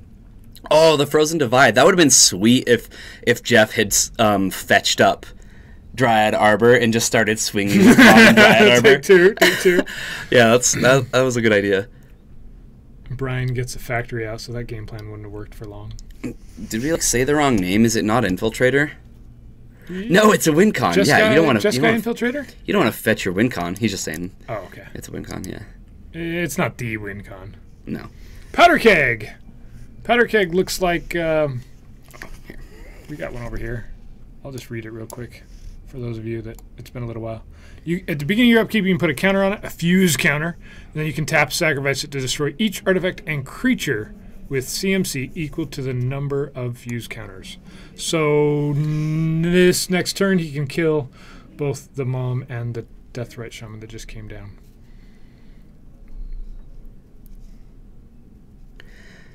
How many people play Abzan in our store?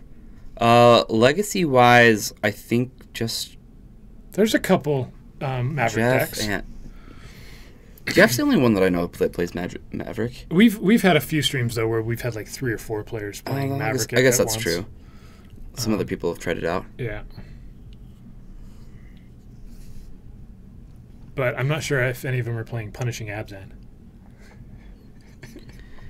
Don't get Captain QC started. Ooh, Maelstrom Pulse takes care of the powder keg. There we There you go. go. I wondered when he played the Deathrite. I guess that came down before the powder keg though, huh? Deathrite Shaman is going to Activate. attack. It attacked. Okay. That's what happened just now. Yeah. If he'd left the Sylvan Library and used the Force of Will on that Maelstrom Pulse instead. Agreed. Search for his Canta Flips. Draw. Brainstorm.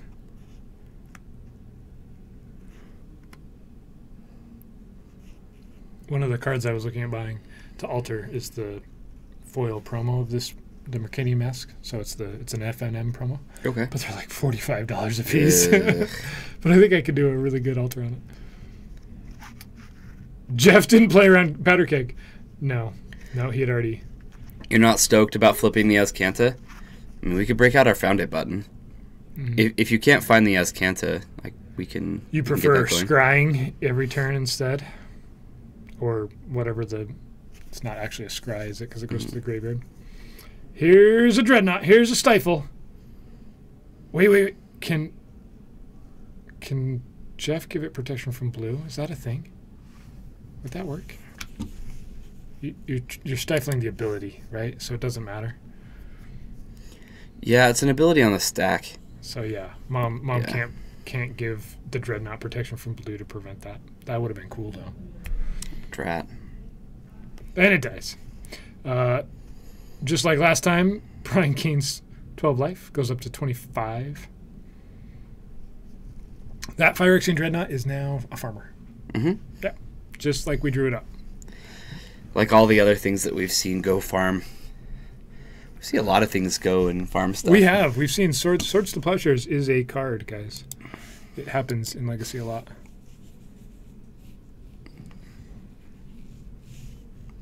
I wasn't sure how many people were going to be joining us on this on Halloween. On Halloween, we're getting a pretty good viewership. Yeah. I know. I was just for a moment there. My thought process was, could Mom give the Dreadnought protection? So you can't give their guys protection. That's not even a choice, is it? See, so it didn't work in several different ways. That makes sense. Sometimes you have a thought and you just say it out loud, and then immediately you go, no, don't say. Oh, I already said it, guys. Now I gotta backtrack. I've had a couple of those, and by that I mean I've had a lot of those. Here's this line. Wait, no, don't listen to me. Remember that thing I just said? Forget about it. Jeff has kind of been in this weird. He finally has gotten lands, but now he's kind of flooded.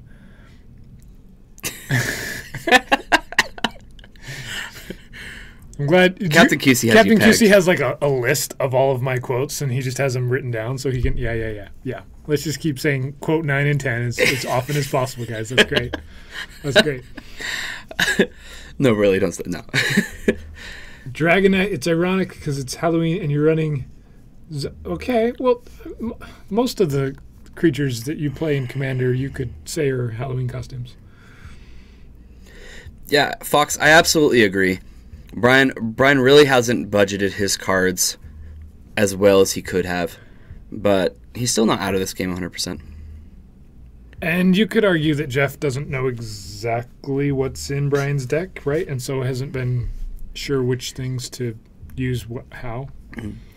Sounds like Captain QC's building the list right now. The list of quotes. Oh, yeah.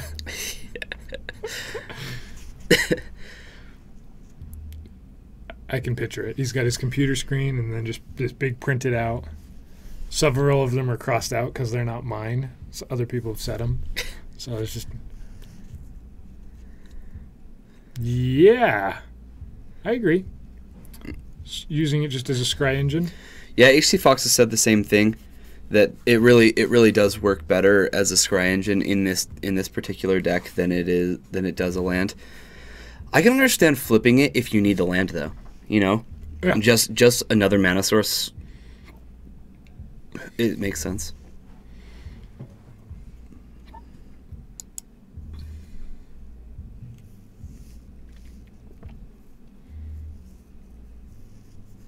He's still got that green sun zenith. At any moment here, he can go find something. And Brian at the moment has the Swords to Plowshares in hand, and he's just going to keep that, which is kind of telling when you discard the Brainstorm over whatever other card you had, right? This is another card that probably is a good thing to understand how it works. The flip side of Jace? Mm-hmm. Yeah. I think we can pull it up.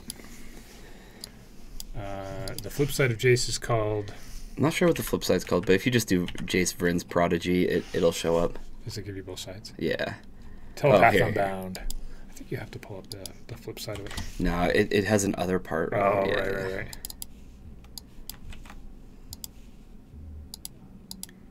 Here, for some reason, is... Flip sides always show up funky on the screen. I don't know why. That's really silly. You can read it. Yeah, you can see what this thing does. Wow, we've got multiple swords activationings. All to kill this one Deathrite Shaman. Okay, so there's going to be another swords off of Jace, though, right? That's what's happening? Yep. Jace is getting to work. So, okay, so the first Deathrite, he tries to swords it. Jeff gives it protection from white. Second swords comes down. Do we have enough to do a third swords? Nope, we don't have another white source, so we have to brainstorm instead.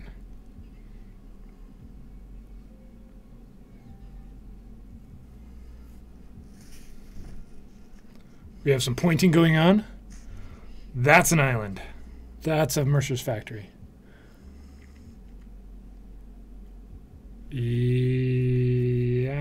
Yeah, because then he could have used the Jace activation to do the second Swords to Plowshares. Is that what you're saying? Oh, that is a good idea, Fox. And then you bringing Noxus to put Keg on top. Right. Why not target Mom instead? Yeah.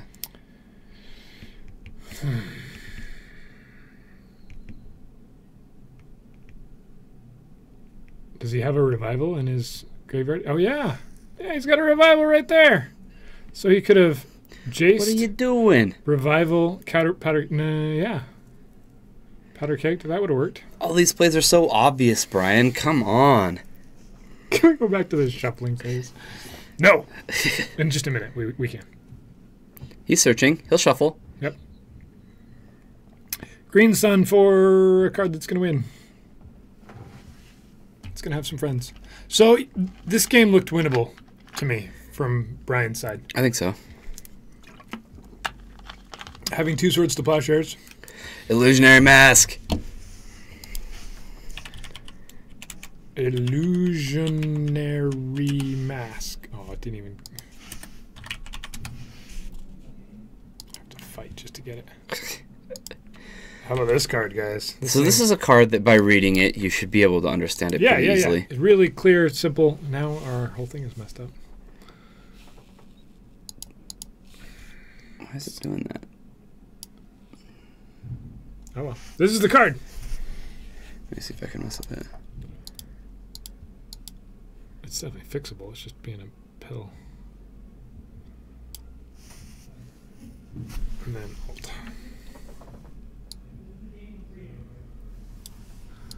Just reading the Illusionary Mask. So what this does is you can pay X. You get to choose how much X is. So you can overpay. Really, is what it is. No, it can be 0. Yeah, it can be 0. I thought the new wording made it so you had to pay at least. You can pay some amount of or all of the mana cost. If you do, you can cast that card as a 2/2 creature without paying its mana cost. If the creature that spell becomes as it resolves has not been turned face up or would assign or deal damage or do several other things, it gets turned face up and acts as a creature. I see you're explaining Illusionary Mask. Yeah. Illusionary Mask. Why is there an X cost? Just to make things complicated? Does it have to be 0? Yeah, I've read this card and I thought I had it completely down, and now I'm rereading it and I'm confused. I want to say it made like a ton more sense looking at the MTGO version. Right here. You may choose a card in your hand whose mana cost could be paid by some amount of or all of the mana you spent on X. Yeah, so you have to pay at least enough. Yeah. But you can hide The mana cost, yeah. Oh, goodness. Wasteland. So you put an Emrakul into play? Not quite. Not really how it works.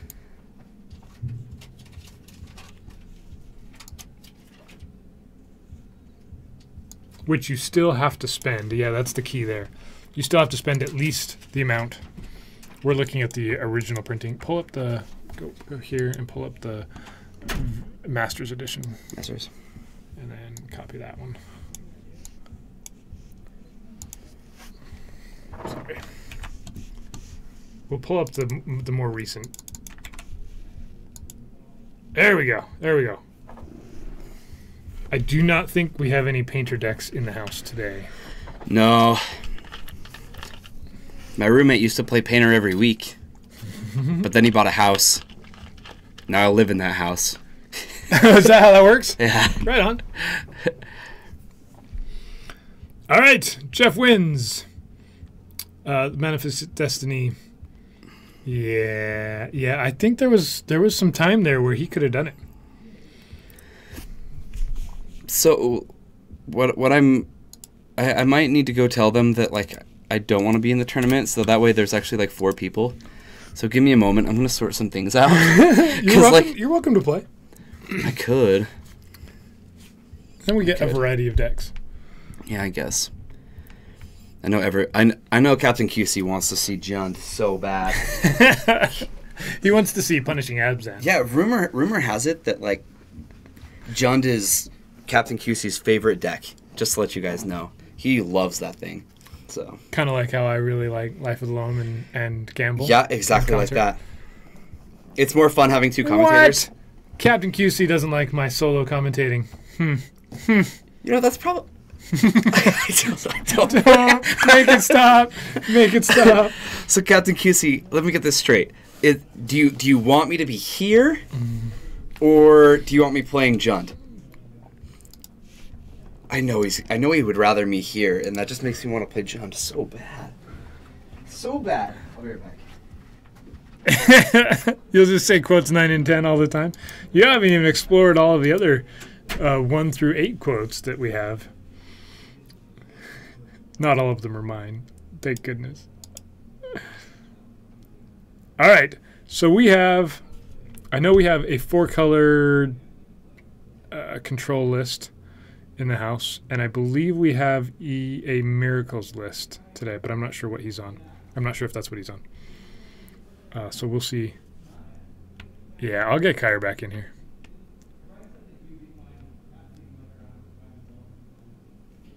So we'll get some other players seated here in just a minute. And we'll get another match for you guys. We'll get some round 2 action. I'll reset this up. Quote 5 is the best quote. I don't remember. I think maybe Jorgensen added that one himself. I don't remember where all the quotes came from. We have enough. So what we have going on at Paragon City, we have standard on Mondays, paper standard, legacy on Tuesdays and Fridays.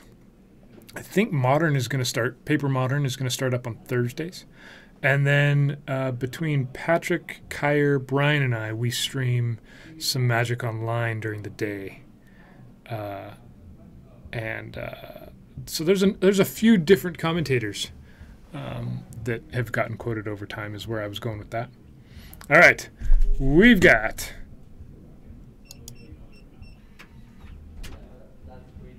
Brian's back for more. All right. I guess I'm gonna play around. Okay. So I'll be on your backup camera. Perfect. You prepared to do a round alone? Captain QC might hate me for it, but I will. I'll do it. Well, if that's the case, you should probably put me on the main camera then. Ooh, there you go. Who are you playing I against? know he loves John. Who's your opponent?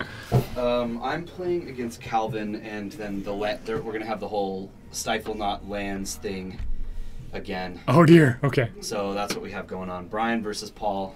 And you're Kyer, playing against... Calvin. Okay. We'll watch Kyer and Calvin. Kyer on some Punishing Jund. I lied. I'm playing against Jeff. Jeff on the list we just saw. Okay.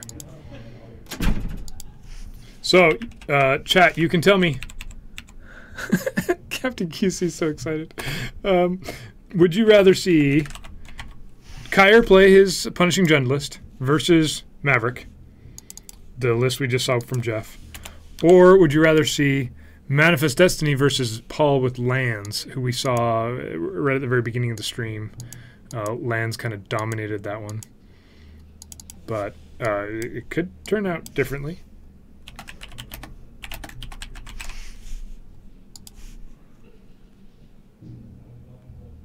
Thank goodness that Kyer isn't playing Brian.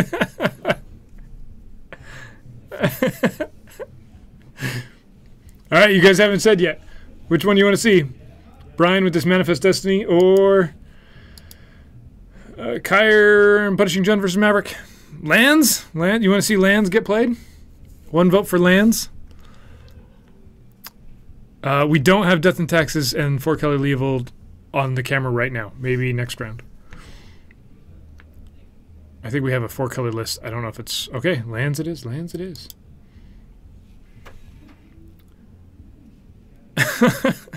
Oh, dear. Okay, what is this Manifest Destiny list? I know everybody's going to keep asking. This Manifest Destiny list is it's a Phyrexian Dreadnought, Stifle Knot list. Pull this up again. Yeah, we don't need quotes every time. A Dragonet, that would be fantastic. You don't want to hear the Phyrexian Dreadnought Stifle every time somebody jumps in? Okay, that makes sense.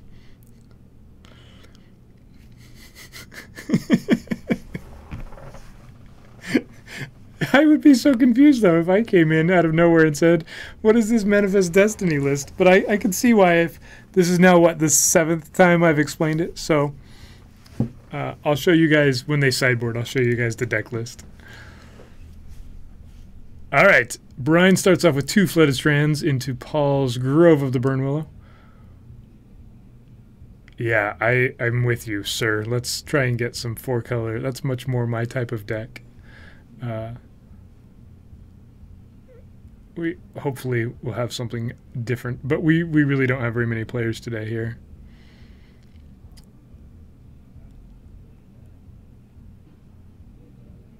What deck do I prefer? I've been on Delver, Sultai, Delver, and Grixis lists for quite a while now, so the 4-color Leovold would be what I would play.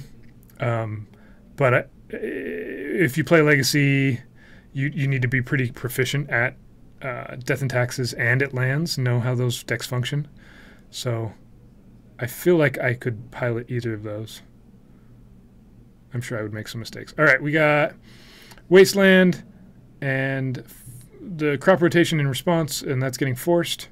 Master of the Unseen is coming down again when there's only 2 lands for Brian to use, but there's an Ethersworn Canonist that gets to chip away. I don't think Paul really has to worry too much about that Canonist ability. Very rarely is he trying to play 2 non-artifact spells in the same turn. Gamble! Guys, he's doing the thing. He's going to gamble. And he probably just got Life of the Loam.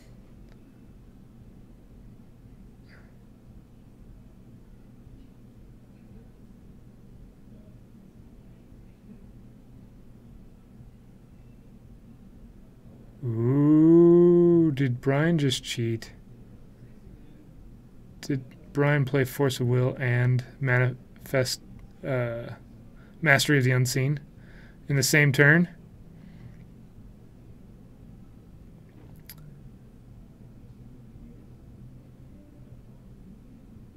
All right, hold on, I'll stop him.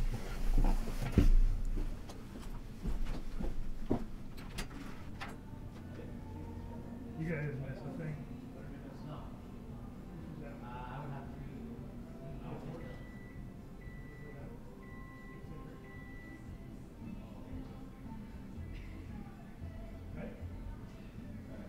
Yes. You can't detrimental trigger.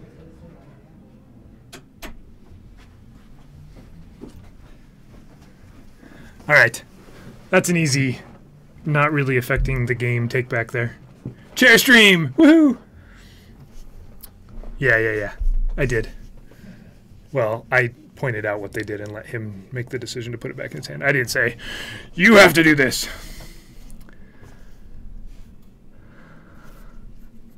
All right, so here, what did I miss?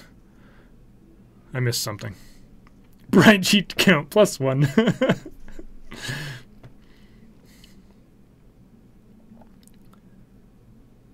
All right, so there we go. We gambled. Did he discard for gamble? He discarded a Krakus for gamble. All right, I'm back. And Brian lost a life due to that Force of Will. Here comes the Ethersworn Canonist Beats. You're trying to make mono black work in Legacy, specifically? So it's not working because you're playing mono white? I like that. Captain QC.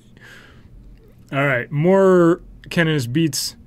We've got a Thespian Stage copying a land. copied Grove, maybe? And there's Dark Depths. It looks like Brian has Stifle, Swords to Plowshares, and Thing in the Ice?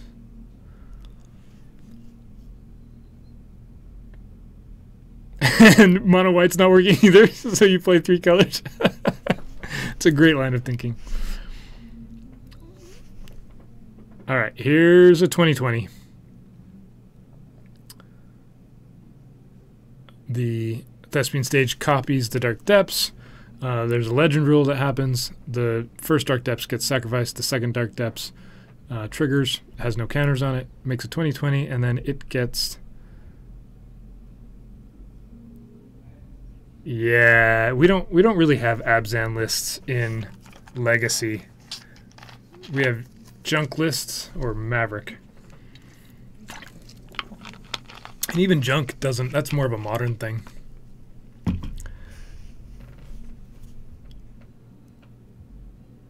All right, we got Life of the Loam, gets back Maze, Dark Depths, and Thespian Stage.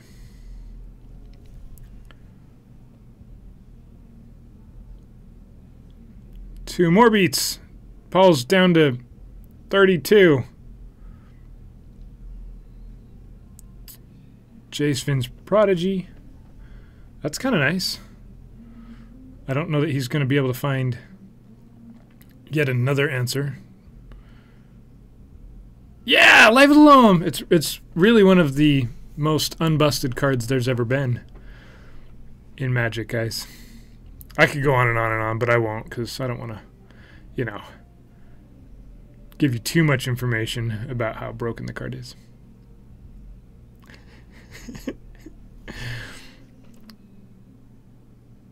Looks like Brian drew a Stifle. That gives him a turn. So he gets to Stifle the Thespian Stage activation, so it never actually copies the Dark Depths.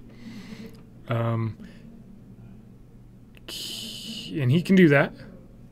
That's his first spell played this turn. Man, having to play around your own Ethersworn Canonist, that's great.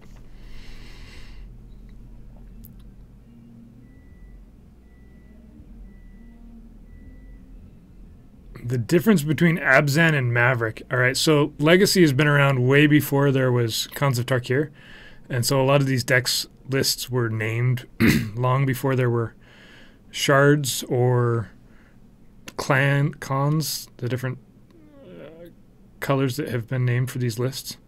So modern, or standard obviously, was really quick to adopt it, right? Because they were standard decks at the time. And then modern has kind of picked that up.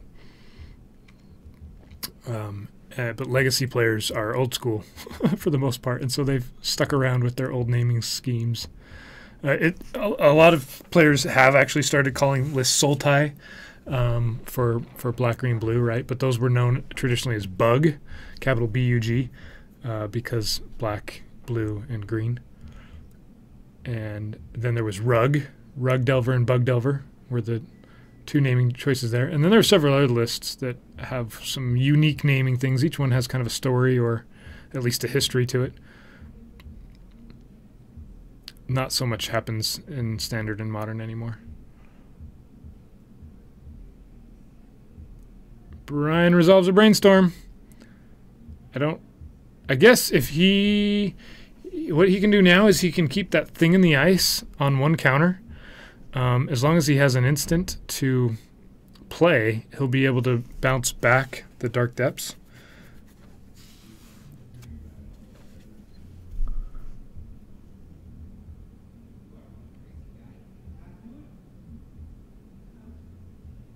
Here's a 2020.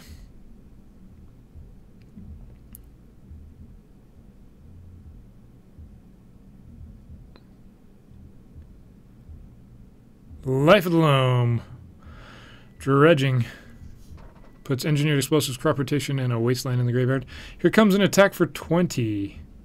Flying in the air. Does Brian have a way to trip the Thing in the Ice?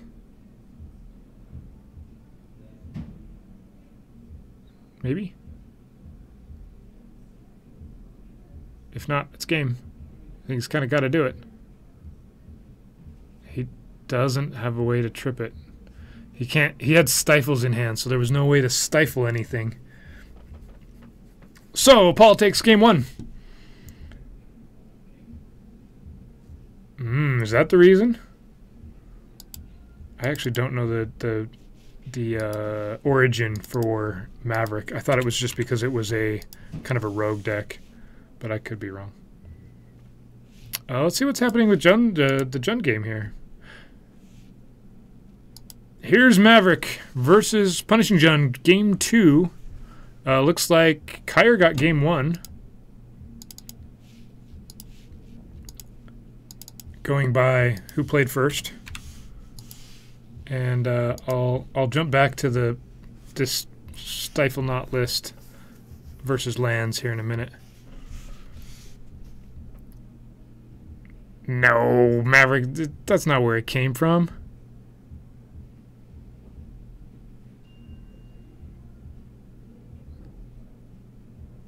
Because it...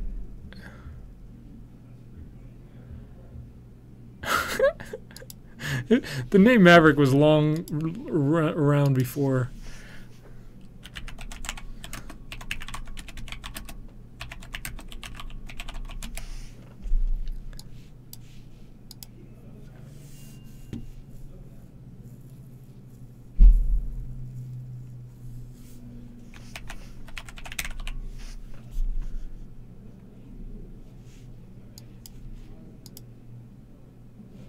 Maverick was named after the creator of the deck.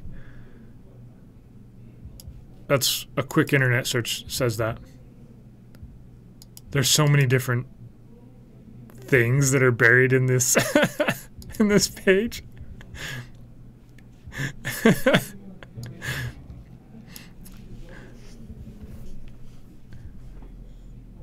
Lands get okay. Now the reliquary comes down. This is kind of what I think of as the namesake creature of Maverick decks. I feel like you have to have Knight for it to be Maverick, but that's not necessarily true. That it came from Brian Kilber said it came from the name, the origin creator's name.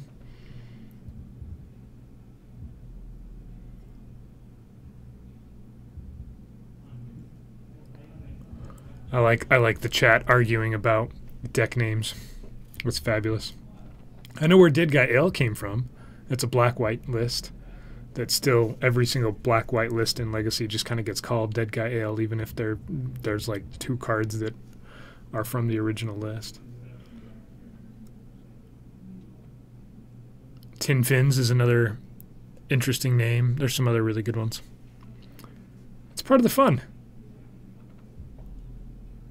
I once played a green-black deck. It was in Standard at the time. It was back in Innistrad, maybe it was Dark Ascension Standard, and I named it The Rock because that's what green-black decks were.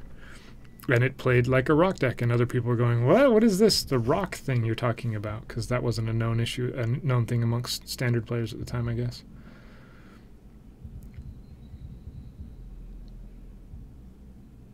Abrupt Decay took care of the Knight of the Reliquary, the very fuzzy Knight of the Reliquary. And let's check here. Oh, I'm sorry, guys. Here we go. Jumping back. I got distracted. This game might end very quickly. It looks like we've had a whole bunch of things happen. Exploration, gamble already. Gamble's happening right now.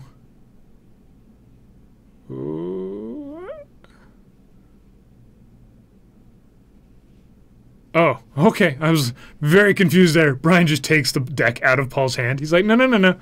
I'm going to surgical extraction before you get to gamble.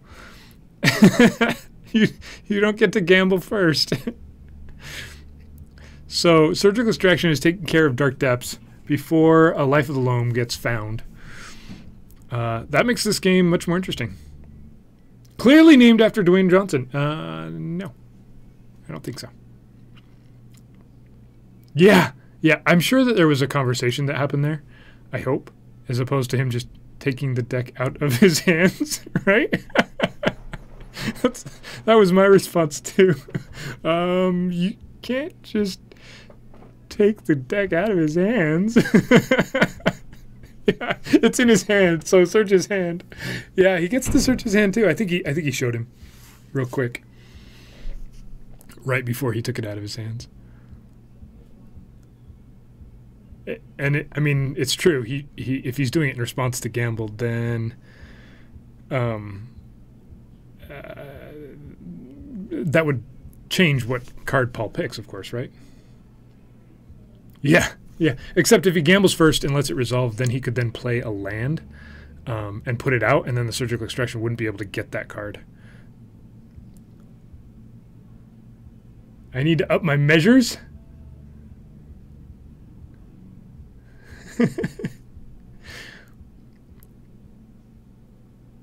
All right, here's a tutor, an enlightened tutor. He's going to go find the Dreadnought. It goes on top of his library.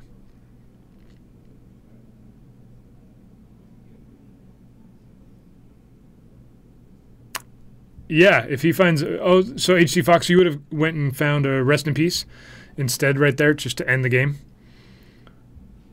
Or we could make the much more fun play. Or the questionable play. Yeah, you can call it either way. I like it. It's a Dreadnought deck. You got to go find Dreadnought. I keep telling you this, and Brian apparently agrees with me. So HC Fox would have went and got Rest in Peace right there because that takes care of Punishing Fire, which is pretty much at this point Paul's only other win condition since Dark Depths are gone. But he gets to stifle out a Dreadnought. And Paul's got another Mox Diamond. Discards a land for it. And Life of the Loam gets back. So in this actual situation right here, I don't think it's that bad of a play to put out Dreadnought because it ends the game pretty quickly since Brian was aware of exactly what was in Paul's hand. But there are lots of things that he could go find a Maze of Ith with, right? Just one crop rotation.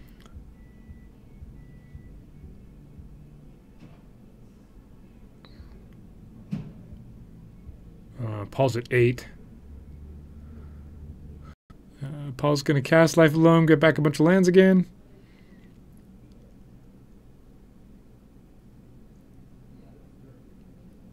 He tries to attack for 14. The 12-12 gets mazed. Paul takes 2, goes down to 6. That Ghost Quarter is going to take care of Maze, pretty sure. What card did Brian draw that he's reading now? Let me pull up the list. I don't know if Paul would bring in Tracker here. All right, so we've got a fetch in response to the Ghost Quarter. It might be a Teferi's Response here. Is what the card... Yeah! Teferi's Response! So this is a card. You guys probably have, in all of your amazing legacy-ness, you've probably played this card several times, right? I'll pull it up for you guys.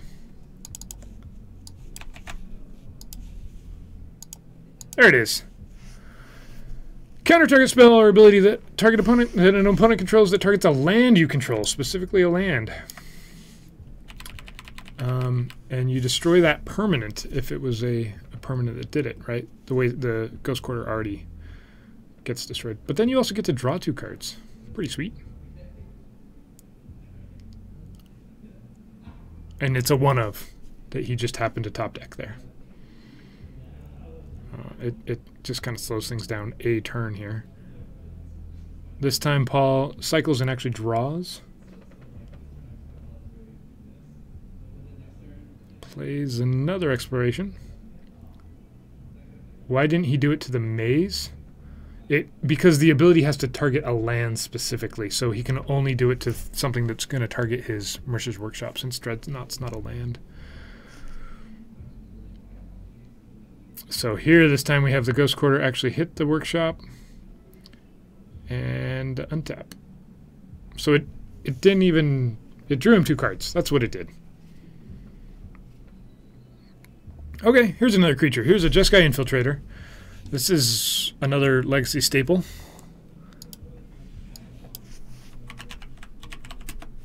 I've already pulled this up a couple times because Fate Reforged was a while ago.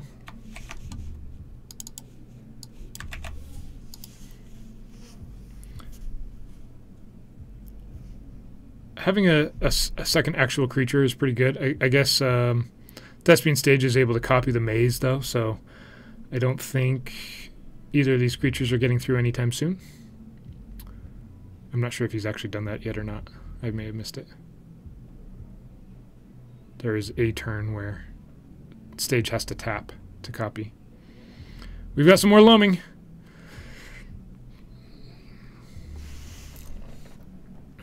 Some drawing cards abilities here. Cycle this, cycle that. I'll take these 3.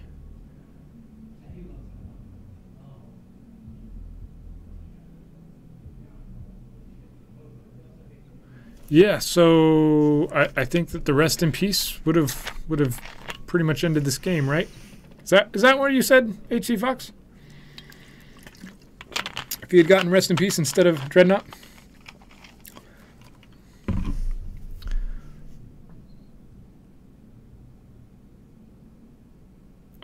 What does he have? Yeah, he still has a fetch land in hand, right? And then a mastery. Yeah. Rest in peace, definitely. It would have not only gotten rid of the punishing fires that haven't even started to do anything yet, but it would have prevented all of this. There's a Barbarian Ring. That's kind of win con 3, I guess. Win condition 3. It would eventually get there. Time might get called first.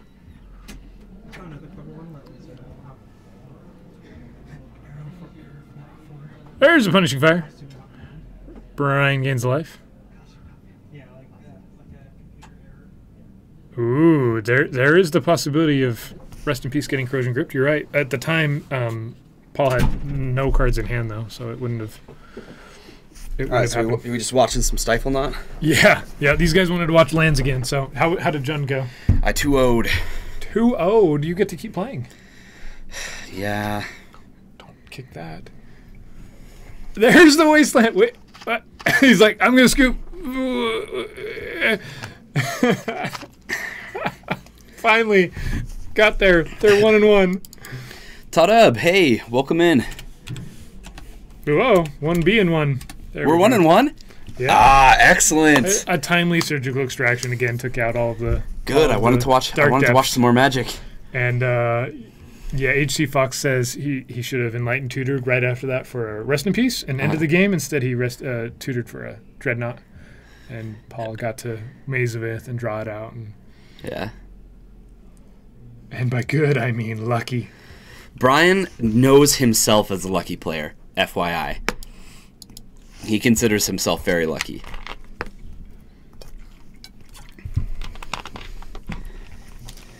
A quality that he has that I want. You don't need to be good. You just need to be lucky. You don't mind if you're a bad Magic player who's lucky. Well, no. Imagine my skill set with luck. I'd be like LSV. Yeah. Yeah, he just top decked the wasteland. I kid. I'm nowhere near that skilled. Exact card needed to win. Yeah, and there would have been not many others that would have done it. Like the Mastery of the Unseen probably would have gotten there, right? Quick, someone quote that. Paul's eating a meal here next to. They have some they have some pizzas out there. What? Nobody's brought me any pizzas I know. in here. Nobody brought me pizzas either. I'm just chowing down on these gummy snacks. Here's what turn 1 lands can look like. Oh no, it's more subdued than I thought it was going to be. Sometimes Mox Diamond Exploration land just you get to play Life Alone and you win, but not this time. Caracas is pretty strong, except that there's a Ghost Quarter. So, his turn 1 was a little bit more subdued. He's going to win on turn 3. Turn 3, guys. What were we thinking? Yeah. All right. Brian gets to go get a basic land. Is he just not going to? Brian, do you want to go get it? That was a ghost quarter. I think he's just conceding. Like, I'm done. Did you think it was a wasteland? Was he just not paying attention?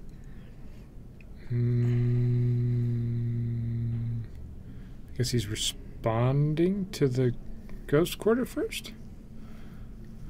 This time he gets rest in peace. If he doesn't go get a basic planes, that's actually... They're changing the ruling on this now. It's actually active already.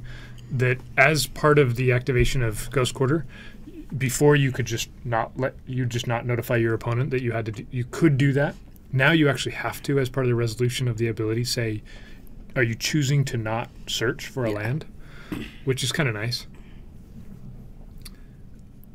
You have to tell them? Yeah. Yeah. Yep. So he went and got a basic. Andy Prime, I like it. Thanks for chiming in. I haven't heard from Andy Prime yet tonight, but Me neither. That's the person I wanted to hear from too.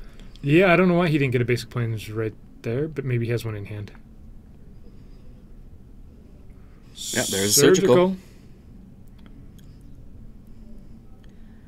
So he's going to take Dark Depths, and now all he needs is an answer to a 2020 indestructible. Yeah. Yeah, just that answer right here.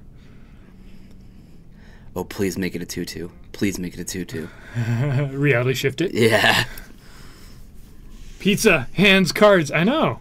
And I mean, there's only like a tabernacle in this list, and just a few $1,000.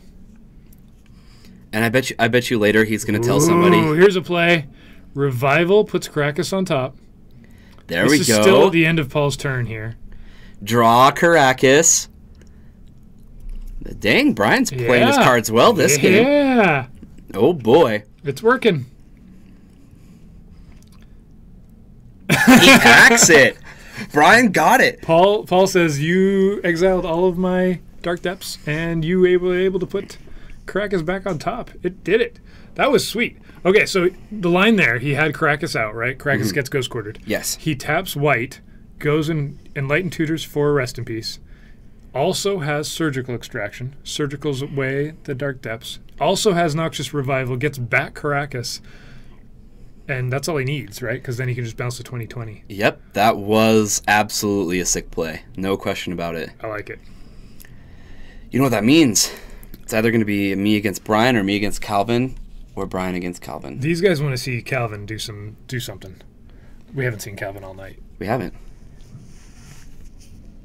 Surgical is still a dumb card.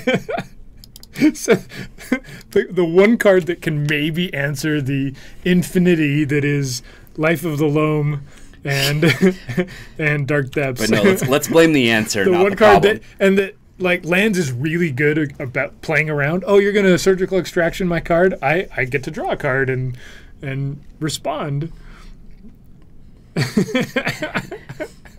Jerlo's helping you out. No dumber than Loam. Yeah. Surgical Extraction is a necessary card, especially when like Reanimator, which is what it's really good against, can get around it now by playing Chancellor of the Annex, right, and make you pay an additional one, and then it's no longer free. Right. HG Fox, thanks for joining us. He deserves it because pizza hands cards.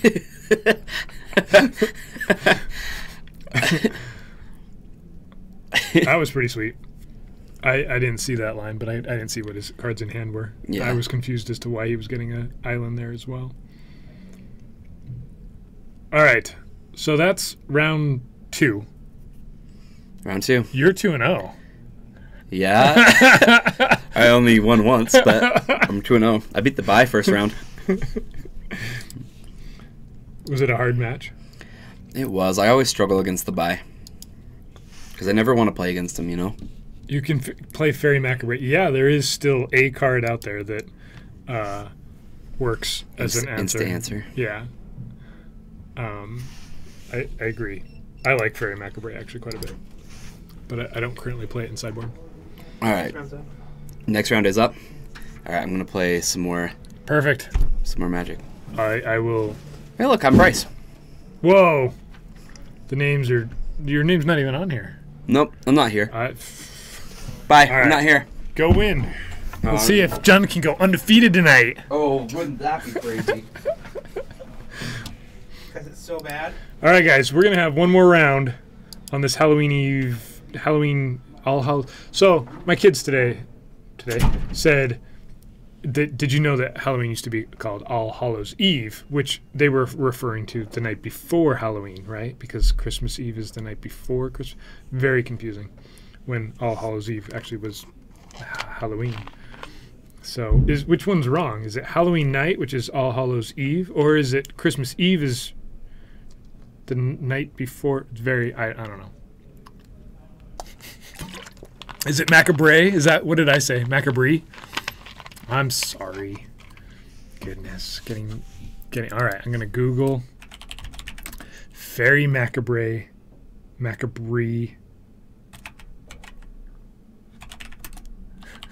pronunciation.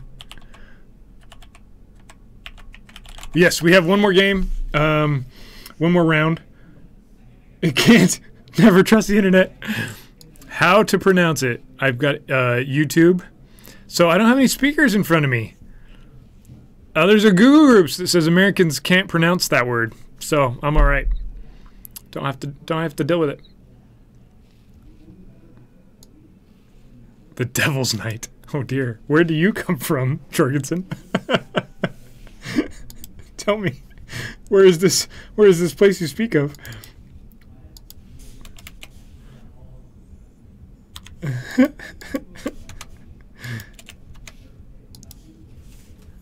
Macabre?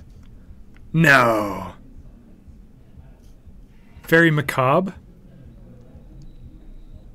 Macabre in Portuguese? Very macabre. Oh, like a bird? Is there such a bird? All right, we don't have round 3 quite ready yet for some reason. We're uh-oh, things are being discussed. All right, news. Uh-oh.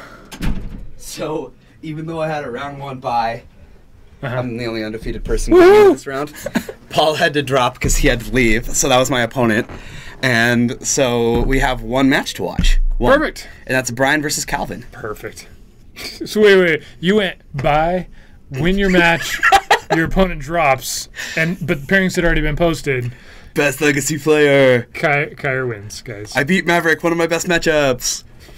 And then I'm just win. This should be interesting. All right, so Calvin's on 4-color, right? Calvin is on 4-color. Is he on 4-color Delver or 4-color Control? I think it's Control. How many player turnout? Storming Dirt. We only had a couple people tonight. We only had 5 players. Yeah. Not too surprising. I walked in and there was about 9 players in the room, but Yeah. some of them were just here to play some Commander, I guess. Yeah. So we didn't really have a turnout tonight. We just wanted to stream some stuff. So we're streaming some Legacy. We had 5 players. You know, that's enough. That's enough to show you 3 rounds of Magic, I guess. We've shown more than that, actually. 3 rounds? Oh yeah, because Brian was just jamming games, huh? Yeah. Let's pull. What am I doing here? You are going through. There we go. So real quick, here's this Manifest Destiny list that Brian is playing. You guys can take a look at it. I've tried to explain it a few times. HC Fox knew what the lines were more often than Brian did. Mm-hmm. If Brian would have won game 2, had to go to game 3 and pull out a pretty awesome line. So the name of this stream is just like Manifest Destiny, right? Like haven't we watched it every single round? Yeah. I tried to jump to your match, but everybody wanted to see lands, even though we'd already watched that matchup. That's weird. It's better than pizza plus cards. So, unfortunately, this is the only match we have left, guys. Is this Calvin versus Manifest Destiny list? I mean, unless you want to play against Paul, who's not here anymore. Yeah. So, Fairy, what is the black card that you got to remove 2 cards from your graveyard or from your opponent's graveyard? Fairy Macabre. Macabre. I said Macabre or Macabre. Yeah. It's Fairy Macabre. Macabre? Apparently, according to somebody in our chat. We're mispronouncing. We mispronunciate all sorts of things. Why is this new Well, information? I even pulled up a how-to. Somebody said to Google it, which we don't have any speakers, so I can't hear this. But look at what, like, number 3 on this. Americans can't pronounce macabre. It says macabre. That's what it says, guys. That's what it says.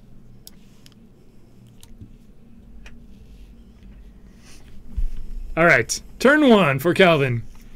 Scalding Tarn. Brian plays a Tundra. Why do I feel like this is going to be a really, really rough time for Brian? It's French. Okay. Oh, sure. It doesn't... I guess it does look French. Yeah, but once we translate it to American, we just sound it out using the letters. Macabre. Macabre. How do you... Yeah. Macabre. Macabre. I don't see macabre. One of those casters. One of those. We only brutalize certain words that apparently everyone else brutalizes, guys. So sorry about that. That's a little different than... I've heard casters call it macabre. Yeah. Oh, yeah, fumigate. I called it fumigate. That's true. Fumigate. That's true. They spent some good time correcting me on that one. We know we're wrong. If I was in France, I would be saying everything wrong. So... Brian plays the Mentor even though he knows it's just going to die. Yep. I guess it keeps Liliana counters in check.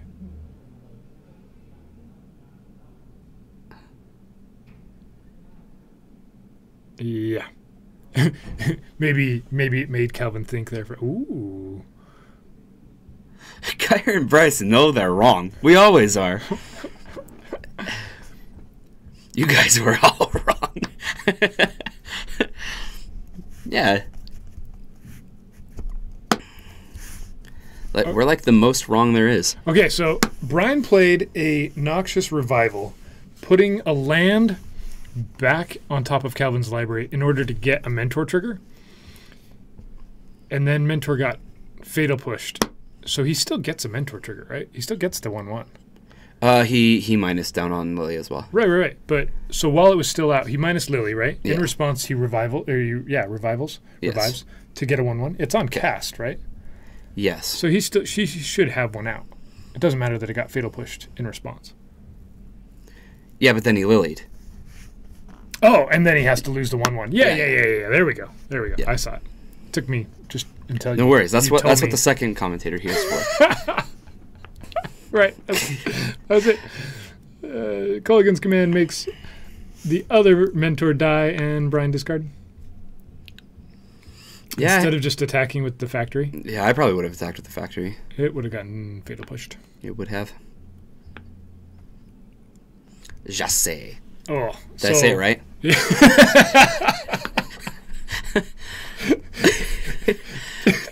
I'm not even gonna try and go there. I'll just butcher it and make somebody mad. Captain QC, I'm getting worse. I'm sorry.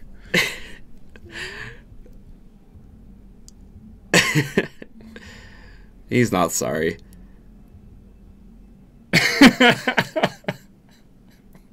What? As you can see, Josh plays a mean game of Miracles. What does that have to do with anything right now? I don't know. I think this might be our best night of commentating on Magic, actually. Captain QC has criticized me numerous times, and he's probably been correct every single time. He must be finding some kind of joy in it, because, like, for me, I hate sitting there and correcting people, right? Like, I just leave. I'm like, I can't deal with this person anymore. But he, like, thoroughly loves helping you out. Yeah. He cares. That's right. Gets swords to plowshares. Brian's still facing down a Jace and a Lily. A Lily that hasn't upticked in a while. Oh. Yeah, Lily's going to die. It just tells you that his hand has things that he wants to keep. You can't hope to comfort Ben. We've had some bad nights. We have. Usually we're going to blame that on technical issues. On, the fact that the stream totally didn't work. Yeah. At all.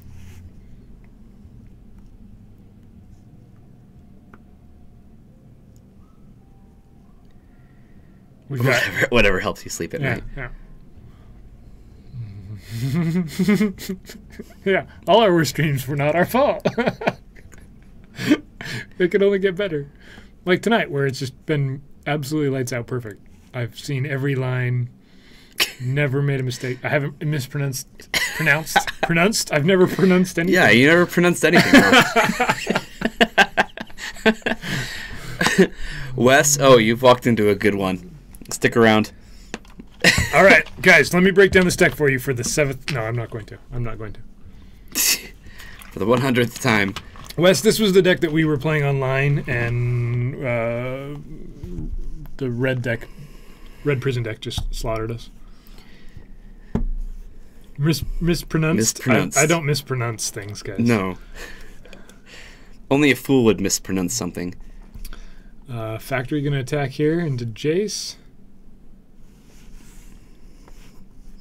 It seems like a good thing to do. And we've got to attack at Jace and attack at Calvin with a 2/2. The other factory can pump, right? Can it pump? Yeah. Yeah, Jace should bounce the manifestation. Although it could put something good into his hand. Let's be real, a 2/2 really isn't the most threatening thing. Bouncing it to their hand could actually bounce like a good spell. Calvin's got a response. That is Snapcaster Mage. Snapcaster. Ooh. Brian can stifle the Snapcaster activation. I think that's the right play, right? Doesn't he have a stifle in hand? Yeah. Put that Fatal Push back in your graveyard. Get out. Oh, I'm not drunken commentary. Is there drunken commentary? Yeah, because I am pronouncing things really well. Yeah.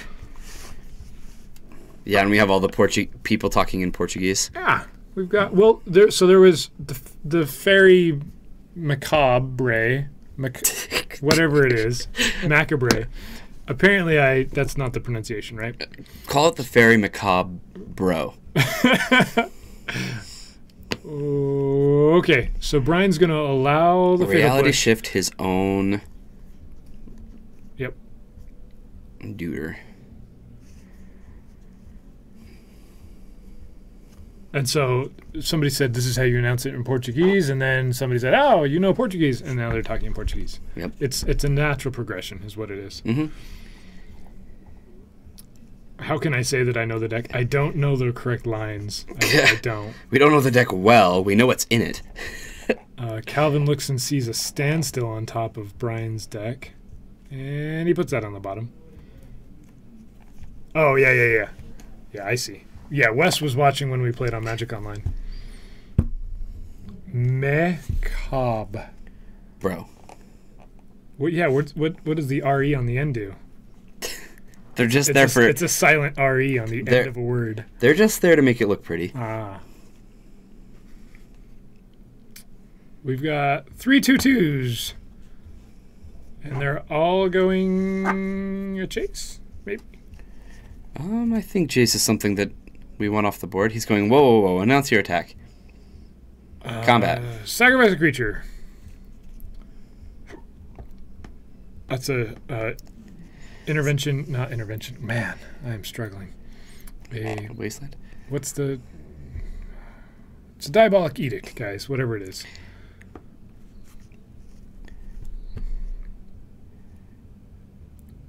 I'm gonna get there. What are the Egyptian things called? I don't know. You're psyching me out, man. This guy. What is this card? It's the type of card. It's an edict. I know it's an edict, but what's the... Diabolic edict? Yeah, with the frame. What's that frame called? Oh, an invocation. Invocation! See? Guy. What did I say? I don't know. Invention or something. The inventions were the other ones. Macabre. That's what I... Macabre. Now you're just being difficult. Revival puts the Swords to Plowshares back on top. Video is a little choppy. We don't like to hear that. No. Ooh, yeah, it is. That's not fun.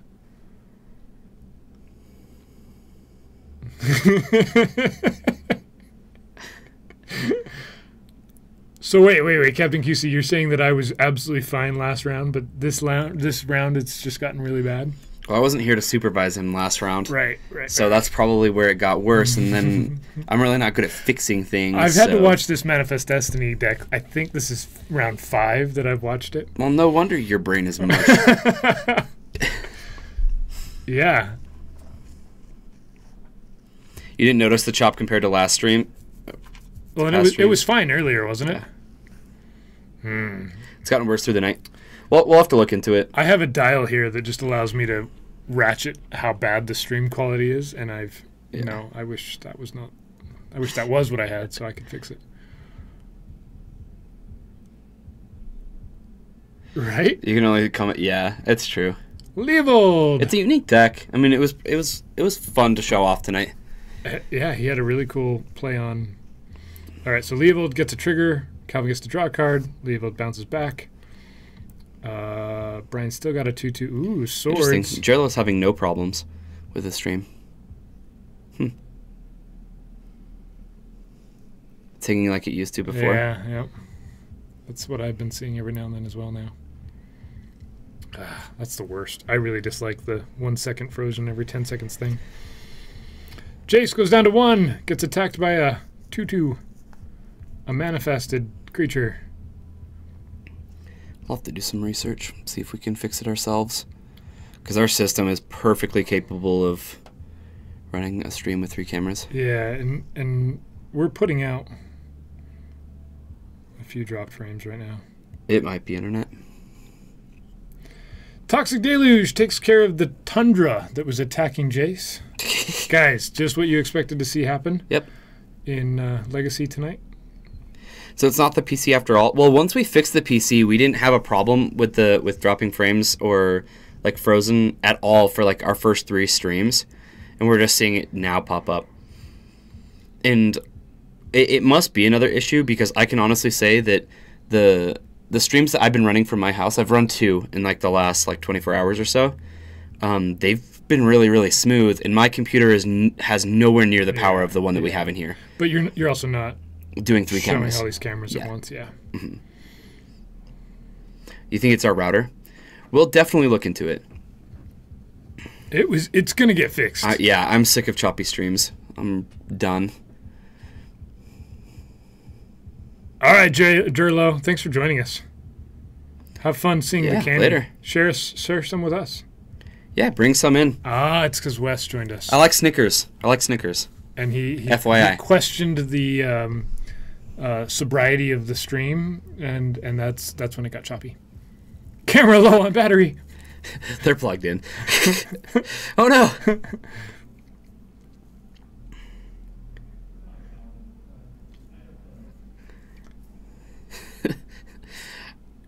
Brian is ready to put that counter on.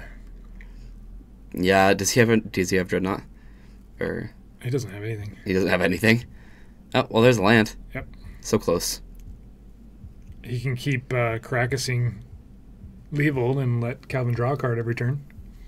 Yeah, it's an option. Probably not the best play when you're at 16 life.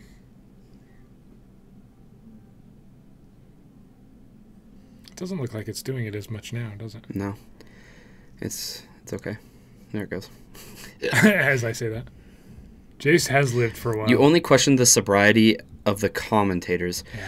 Wes, I need this is something I'm going to share with you one time, and then you'll know this forever, okay? While we're in the store, you never have to question that. We are sober. However, if I'm streaming from my house, you are allowed to question that. It makes streams way more interesting. It does. Brian is still on the I'm going to crack us your Leovold every turn plan, which... The camera is the designated driver. I don't think I would be doing that right now.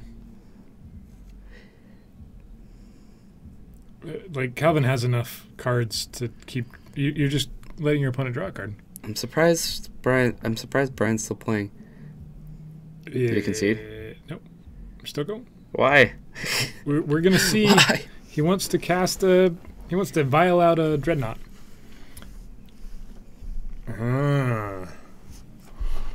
We've been keeping the if camera the low. designated driver camera has been only having water tonight. Yeah.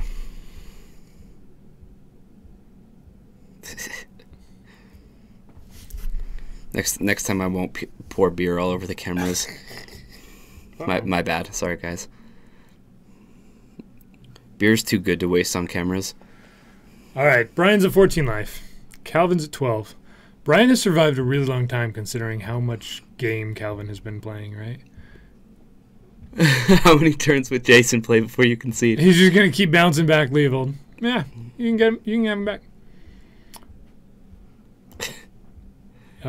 Fate Seal puts it on top. Leovold again. Nope. Ponder first.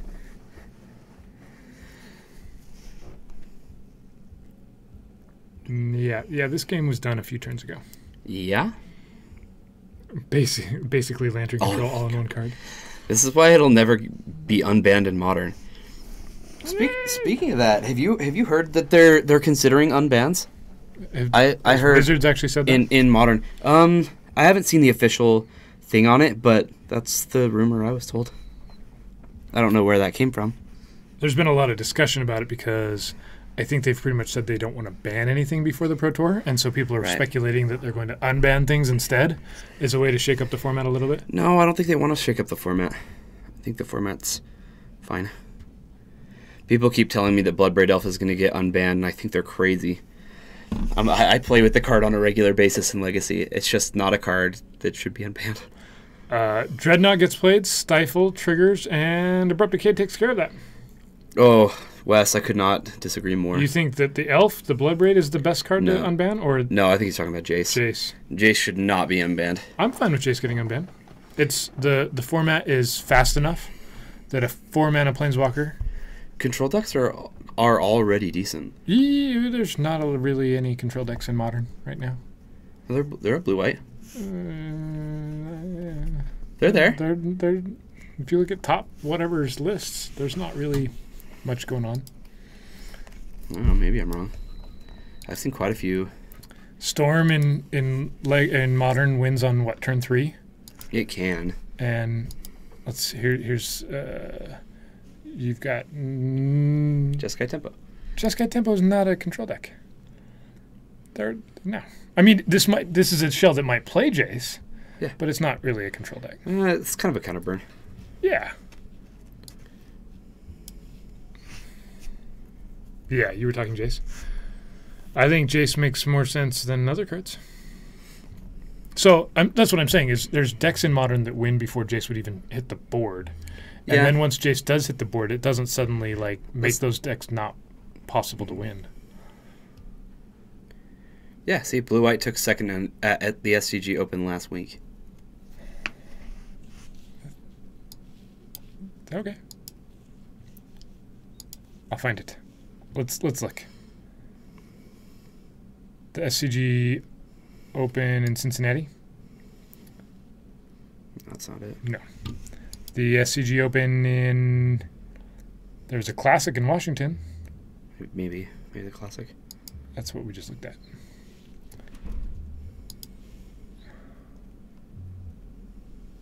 Wes, thanks for joining us. You have a good night. Yeah, later, Wes. All right. So I don't know Modern that well. I'm just making an opinion. Playing with that card in Standard when we got banned. Man, seeing it play in Legacy, it's just. I think that's the biggest reason gone. It won't get unbanned. Not because it'll break the format, but because it's not fun to play against. It's not a card that people particularly appreciate playing against. Everybody who likes Jace kind of decks, they're all way for Jace coming back, and everybody else is way against Jace coming back. Yep. All right, we've got Calvin. I got to play with it too, and game 1. I'm just one of those people that when I play with a card, even if I like the card a lot, I can look at it and be like, yeah, this card should be banned. Yeah. And that's how I feel like people are like, yeah, unban Bloodbraid Elf, and I'm like, you should not unban that card. Jund'll be what it was again. Jace does just one too many things. Mm-hmm. If, for example, the Fate Seal was you could only target yourself, then I think the card might not be unfun to play against, right? It would bounce a creature, it would let you brainstorm, and I mean, or if the Fate Seal was a +1, or like you know, I don't know.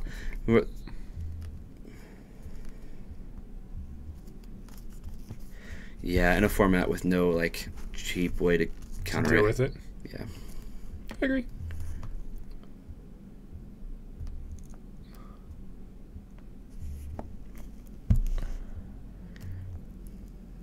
If not, I'd watch it. No way, Jose. Here's a Thoughtseize. I am trying to say Magic players are biased. Sees a Reality Shift, Fire Exchange Dreadnought, Monastery Mentor, a Swords to Plowshares, and 2 Wastelands. Oh, absolutely. Jace is an easy card to misuse. And if it had one less ability on it, it still probably would be played. Probably.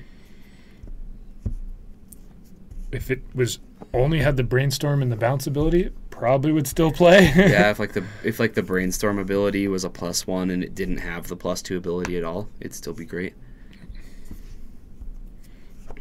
Mentor goes. We're gonna see a Wasteland. Kablam. Wasted. Brian does not get to Brainstorm since he has a Caracas and not a Tundra. Yeah, I like the Thoughtseize. That's my favorite. Bryce and I have talked about this one. We actually like the Thoughtseize a lot, and the reason is because it's probably one of the only arts that they printed that actually like meshes with the frame.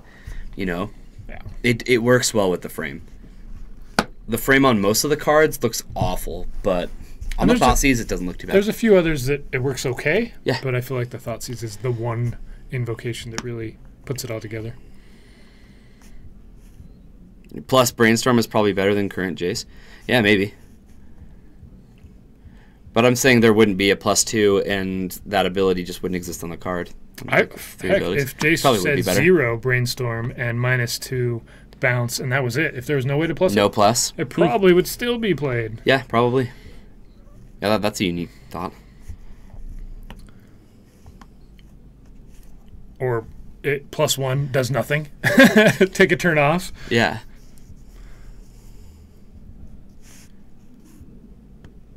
You wish it had an old border frame with that art? That'd be fantastic. That would be way cool looking. See, I've got a couple ideas for Judge promos, right? And we've already had Judge promos that have the old frame. Yeah. And that's something they should definitely bring back. Mark Rosewater has said that they can't anymore because of their printing process, which, whatever, they can't. They could figure out a way to do it. They can. I love it. Calvin's looking at this other card like, what is this? What is this Commandeer?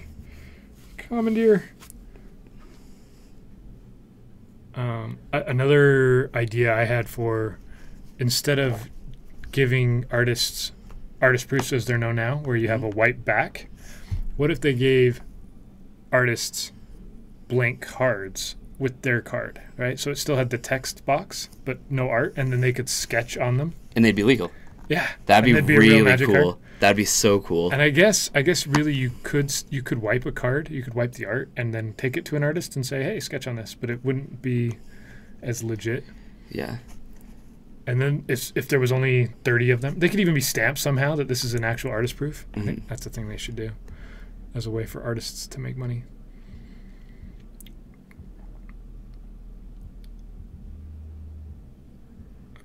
It wouldn't be a win condition. Yeah. Yeah, you're absolutely right, Jorgensen. I'm just saying that shows how broken the card is as it is, if it would still see play with half of its abilities. Isn't that the whole issue of the card, though? It's already so versatile, but also it wins the game. I like the Invocation Thoughtseize at $150. That's not ridiculous to me.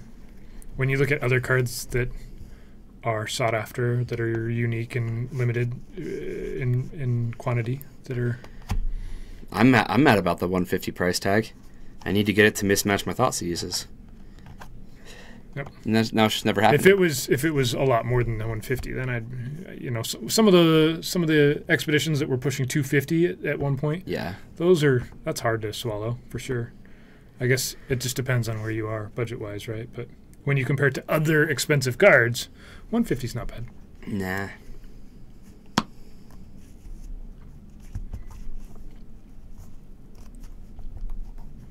We've got a Violon 1. We've got a Death-Red Shaman. That's going to get swordsed. There it goes. The Death-Right Farmer. That's the only place I got to go with Swords to Plowshares. They become farmers. They get exiled.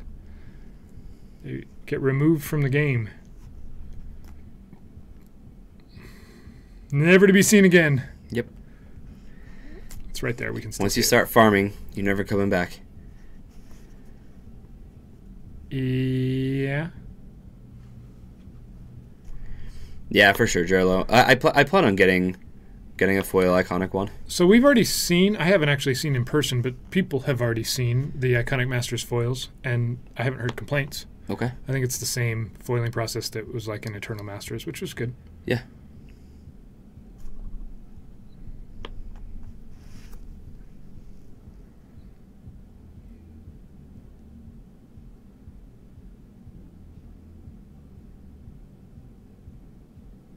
A single copy. One Invocation Thoughtseize. Yeah. I run three Thoughtseize in my Jund deck. I would really like them to be one of each. Pull from Tomorrow. You're thinking that card was pulled from Tomorrow that we see in Brian's deck? It wasn't. No. There's a Search for Azcanta. I like the... Yeah, Schneff, I agree. Conspiracy 2 foils did look really good. I like the some of the Eldrazi foiling process. I thought those were good. Yeah, they did a good job on It those. is kind of bizarre how it keeps changing. Yeah, they just can't seem to settle on one way to do it. Oh, my cube playset? Yeah, that's kind of how my deck is, though. Right now, pretty much every card... There's only a couple, like, mismatch cards that I need to pick up for this deck. One of them's, like, the Textless Lightning Bolt. Standstill gets countered by Pyroblast. Yeah, and the others are Thoughtseizes. Sorry, I thought I'll just commentate a little bit on this game. That was it. I'm done. Yeah, we probably should. Just so that So distracted. it was My bad. clear that he didn't get to draw cards. Yeah. All right, this time Enlightened Tutor is going to go find Search for Azcanta. So now Brian's on the not go search for 12/12s plan. Do you have a foil original print? No, voice? I have a foil MM15. Boo, that's like the worst foiling process ever. Yeah, it was weird. But I have my 4 Goyfs are one of each Goyf. There are 4 different printings of Goyf, and I have one of each. Yes, the MM15 is the worst foiling process, but that's the one I ended up with. So. You can get a MM15 one for an affordable rate now. Yeah. They're only down. They're like 110 or 120, right, for a foil. Yeah. Considering that Goyfs used to a normal printing Goyf was in that price range for quite a while. Yeah, when I first bought my Goyfs, I think they were around 145. Things have changed. All right, we've got a Ponder Shuffle. Draws a card. Pass a turn. Brian's going to brainstorm. Let's see if you can find an answer here. Real quick, let's see if this thing works. We type. Do you remember what our Jorgensen? What is the link for the TCG store? Yeah, he's the one. He's the one who set that up. Is it Exclamation card store? I'm not sure. No, that's not it. What was it? You tell me. TCG store? Kithkins, it hurts you to even hear me talk about mismatching. I'm just a big fan of art. Like TCG store. I don't really like all my cards to be like matched. I like organized chaos. That's just kind of a personality type that I have. I don't hate matching cards, but There's so many different arts, and I want them all. Maybe it's going to work. Anyway, I thought I'd throw that up because there's going to be a significant influx of cards on Paragon City's TCG store here in the next couple days. Yes, you guys should absolutely check it out. In fact, I already know that a ton of stuff went up just yesterday. Yeah. And Jaden's been working literally all day to get more things up. I'll pull it up real quick. As these two Snapcasters go to work. I think you scroll all the way down. This is a little faster. Is it? Oh, it looks like Jorgensen. There we go. Jorgensen got finally got decided to do it. Yeah, so guys, check out our TCG store. We did 2 just gigantic buys this last week. We had our owners go down to Las Vegas and then Phoenix, picking up some sweet stuff. So if you're looking for Legacy and Modern Staples, that's the place to go and check out. We got many things. Looks like the Dreadnought got fatally pushed, because that's fair. Yep. This is a big reason why Dreadnought has kind of fallen out of favor. Yeah. Between Fatal Push and Abrupt Decay yeah. Culligan's Command. Mm-hmm. Those things kind of answer the 12-12. Kind of. Plus, did you know a 2020 Indestructible is bigger than a 12-12? Yeah, that's probably because I distracted it with that hashtag exclamation card store thing that I... He was like really thinking about that when it's like, do I show them the store? No, I don't show them the store. How do I find Google search their actual brick and mortar?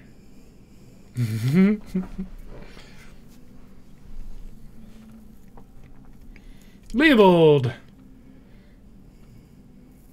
A 2-mana Jace Finn's Prodigy comes down.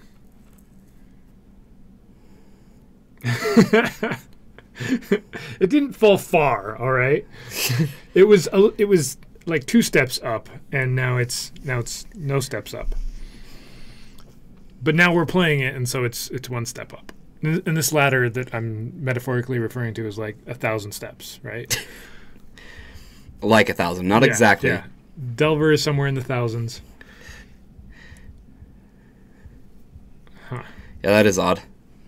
Jace is going to flip over, I think. Oh, Jace is not going to flip over.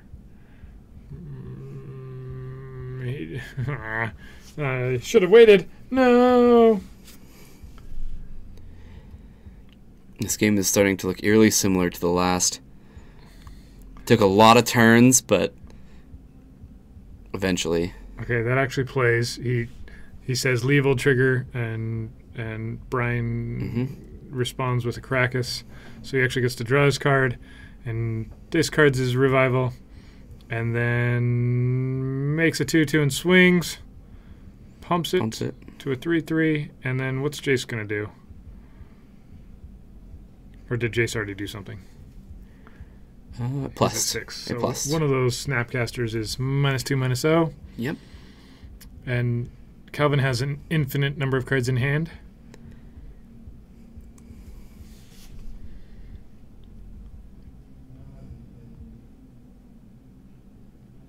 Somebody jumped into chat a little while ago. This was while you were out. And said, Manifest Destiny. So okay, so what this deck does, and everybody's like, no, don't do it again. Don't tell us what the deck does. Not every time. Please, no. Just watch it, okay? Yeah, it does stuff. Just figure it out. Stick around.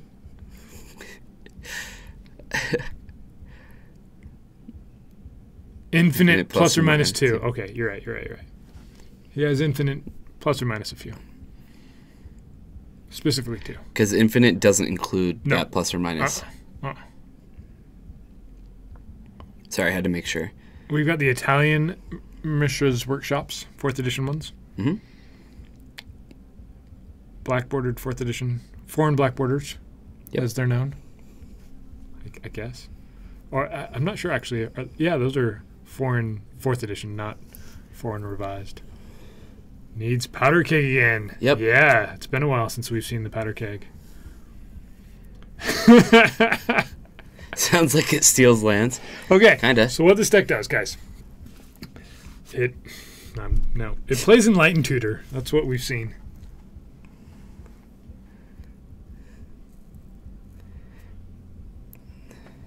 Does Calvin need to play around Powder Keg? He's got like 6 cards in hand. Yeah.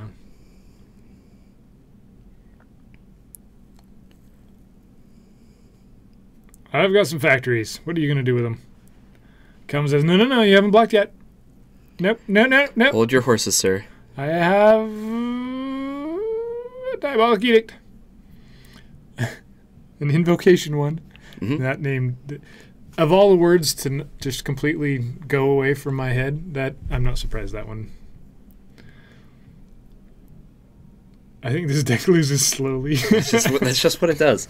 It holds on for dear life and eventually lets go.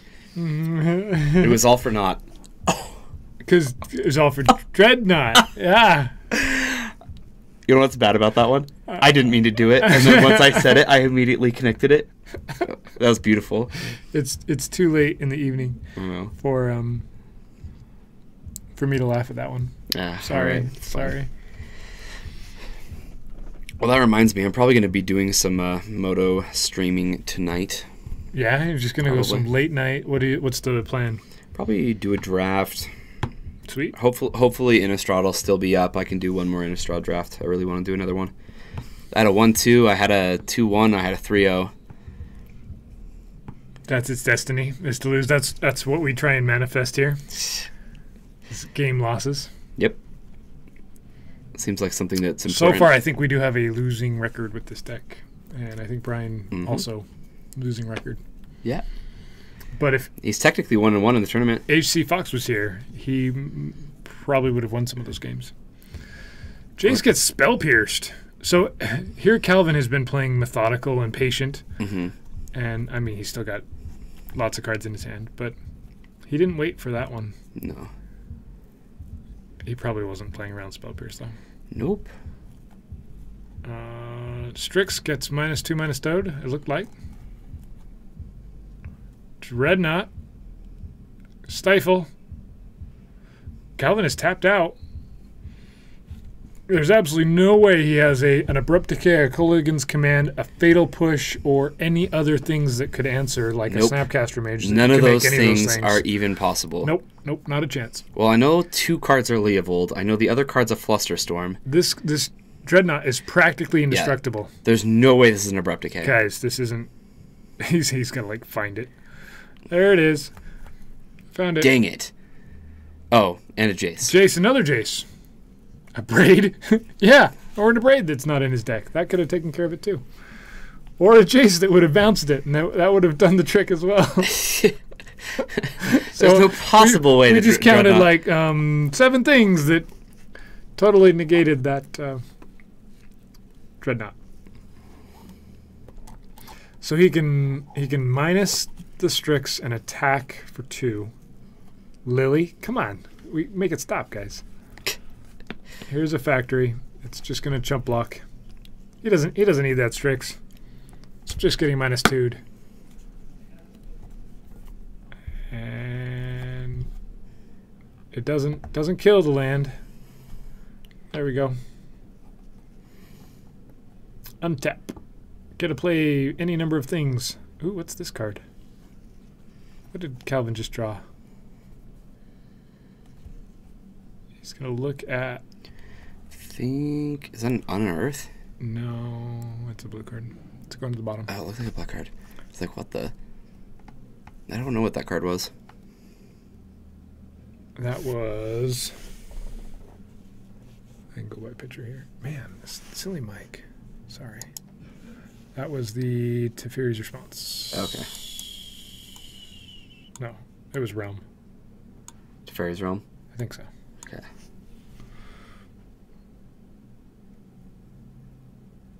He has K command, that's why he let the Strix die. Okay. Gurmag Ingler is going to do some ingling, As it does. I guess. And now it's going to die. Flusterstorm doesn't work.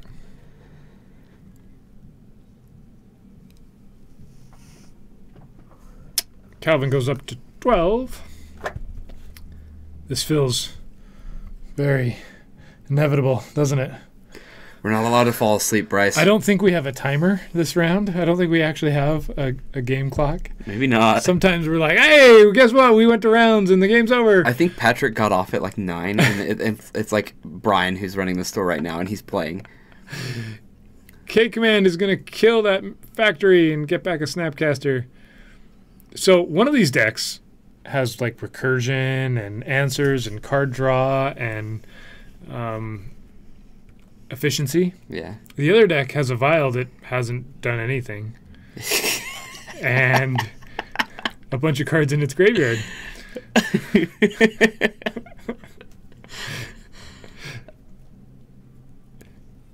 And Jace is such an easy card to answer. Right, yeah. Yeah. Like Hero's Downfall just takes it out, right? Yeah, I think Pyroblast might be one that's a little more direct, but Yeah, the baby Jace, you mean, is not really a threat here? No. I'm going to tap some number of cards. These ones. Snapcaster back something. Targeting K-Command. Let's stifle that Snapcaster ability. Yeah, having none of that. Nice Nope. 2-1, bro. Nope. Game-winning decision right there. Yep. Brian just saved himself from that Culligan's Command taking down his Aether Vial. Or maybe it would have hit Jace. I don't know. I really don't know what it would have done. Might have made him discard the Stifle. Why isn't Calvin playing as Leo? Good question. He doesn't want to. It just keeps getting bounced by Caracas. He's just... Yeah. Which, I mean, that would technically draw him a bunch of cards, but since he has so many cards in hand, he's just been able to do other things. Mastery of the Unseen would have been all right, but it goes to the bottom of Brian's library from Jace's Fate Sealing. And... Oh, Wasteland. Gotcha. Take that Underground Sea. Oh, man. Brian draws a card. Uptick Jace. Yeah, Snapcaster's not doing it. Ooh. Thing in the ice. Thing. Flusterstorm that. Or any other answer that you have.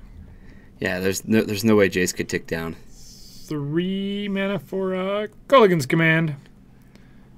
Jace finally dies. He is no longer unbound. He is now bound again. Bye. And he's not even going to flip back over, guys. No. He's staying in his unflipped state. Or his flipped state. Once a Planeswalker dies a Planeswalker.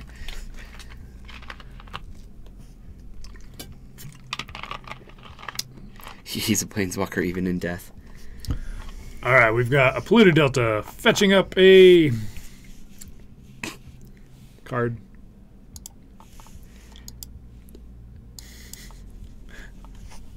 I know, right? Isn't guys, it great? Yeah. Everybody's being very quiet. They're all really focused in on this On game this match, and just really loving the back and forth nature of Brian playing a card and it getting destroyed. He's such a flippy guy. Most of the 4-color decks I see play with 2 Volcanic Island and 1 Badlands. But I could I have seen some play 2, or only like 1 Badlands and 1 Volcanic, or either that or just both Volcanic. Yeah. I don't think it was a smart play anyway. Calvin was so far ahead on lands. Brian having a 4th land sometimes might matter. Yeah. Brian's got the F6. He's trying to stay awake. Token out. Yep. Jace still hasn't ultimated, but he's about to. Guys, it's almost there. I just want to mention, if Brian really cared about everybody in chat, he would have conceded. Jace ultimates. I'm not trying to stir anything up or anything. Jace has been in play 30 turns. I wouldn't be surprised if that's accurate. There we go. Calvin wins with the Jace ultimate. Romario, okay. Yeah, I'd only played 1 Volk, 1 Badlands. I happen to know that Calvin plays two Volks, 1 Badlands, which he has in play. Yeah. But I can definitely understand why you would say that with Wasteland. You are definitely right. Yeah. All right, guys. That's going to do it for this Halloween Legacy stream of Manifest Destiny. Which Amazingness. we might never see again, ever. This might have been your only opportunity. This is a unique experience for you who are watching right now. We'll probably run it back every once in a while. It might never get on MTGO. camera. No, it probably maybe, won't be live maybe, magic again. Maybe. Oh, let's do something different. Let's play Manifest Destiny on Legacy on a Magic Online. No. Okay. So that's going to do it for us, for Kyra and I here Tuesday. We'll have a stream on Friday. Yes. And there'll be some Magic Onlining throughout the week. Well, Captain QC, if you have a deck for Brian on Friday, just throw us a $5 donation, send him a deck list, and see if he can round it up. Yep. And if not, these guys will put it on Magic Online at the very least, if possible. Sometimes that's a little bit easier. Yeah, no problem. Hey, and guys, I do plan on heading back home and doing like one Innistrad draft, maybe, hopefully. So if you guys want, if you guys an hour or so, what do you? Probably like half an hour. I'm probably just gonna head home right now. We'll get some more. That way I can have some beer and some food. There's like one more day of triple Innistrad, right? So last chance to. Did Fox make a donation? I think he did. Yep. I think Fox did. Yeah. All right. Thanks for joining us again, guys. You guys have a good night. Happy Halloween. Yeah. Have a good one, guys.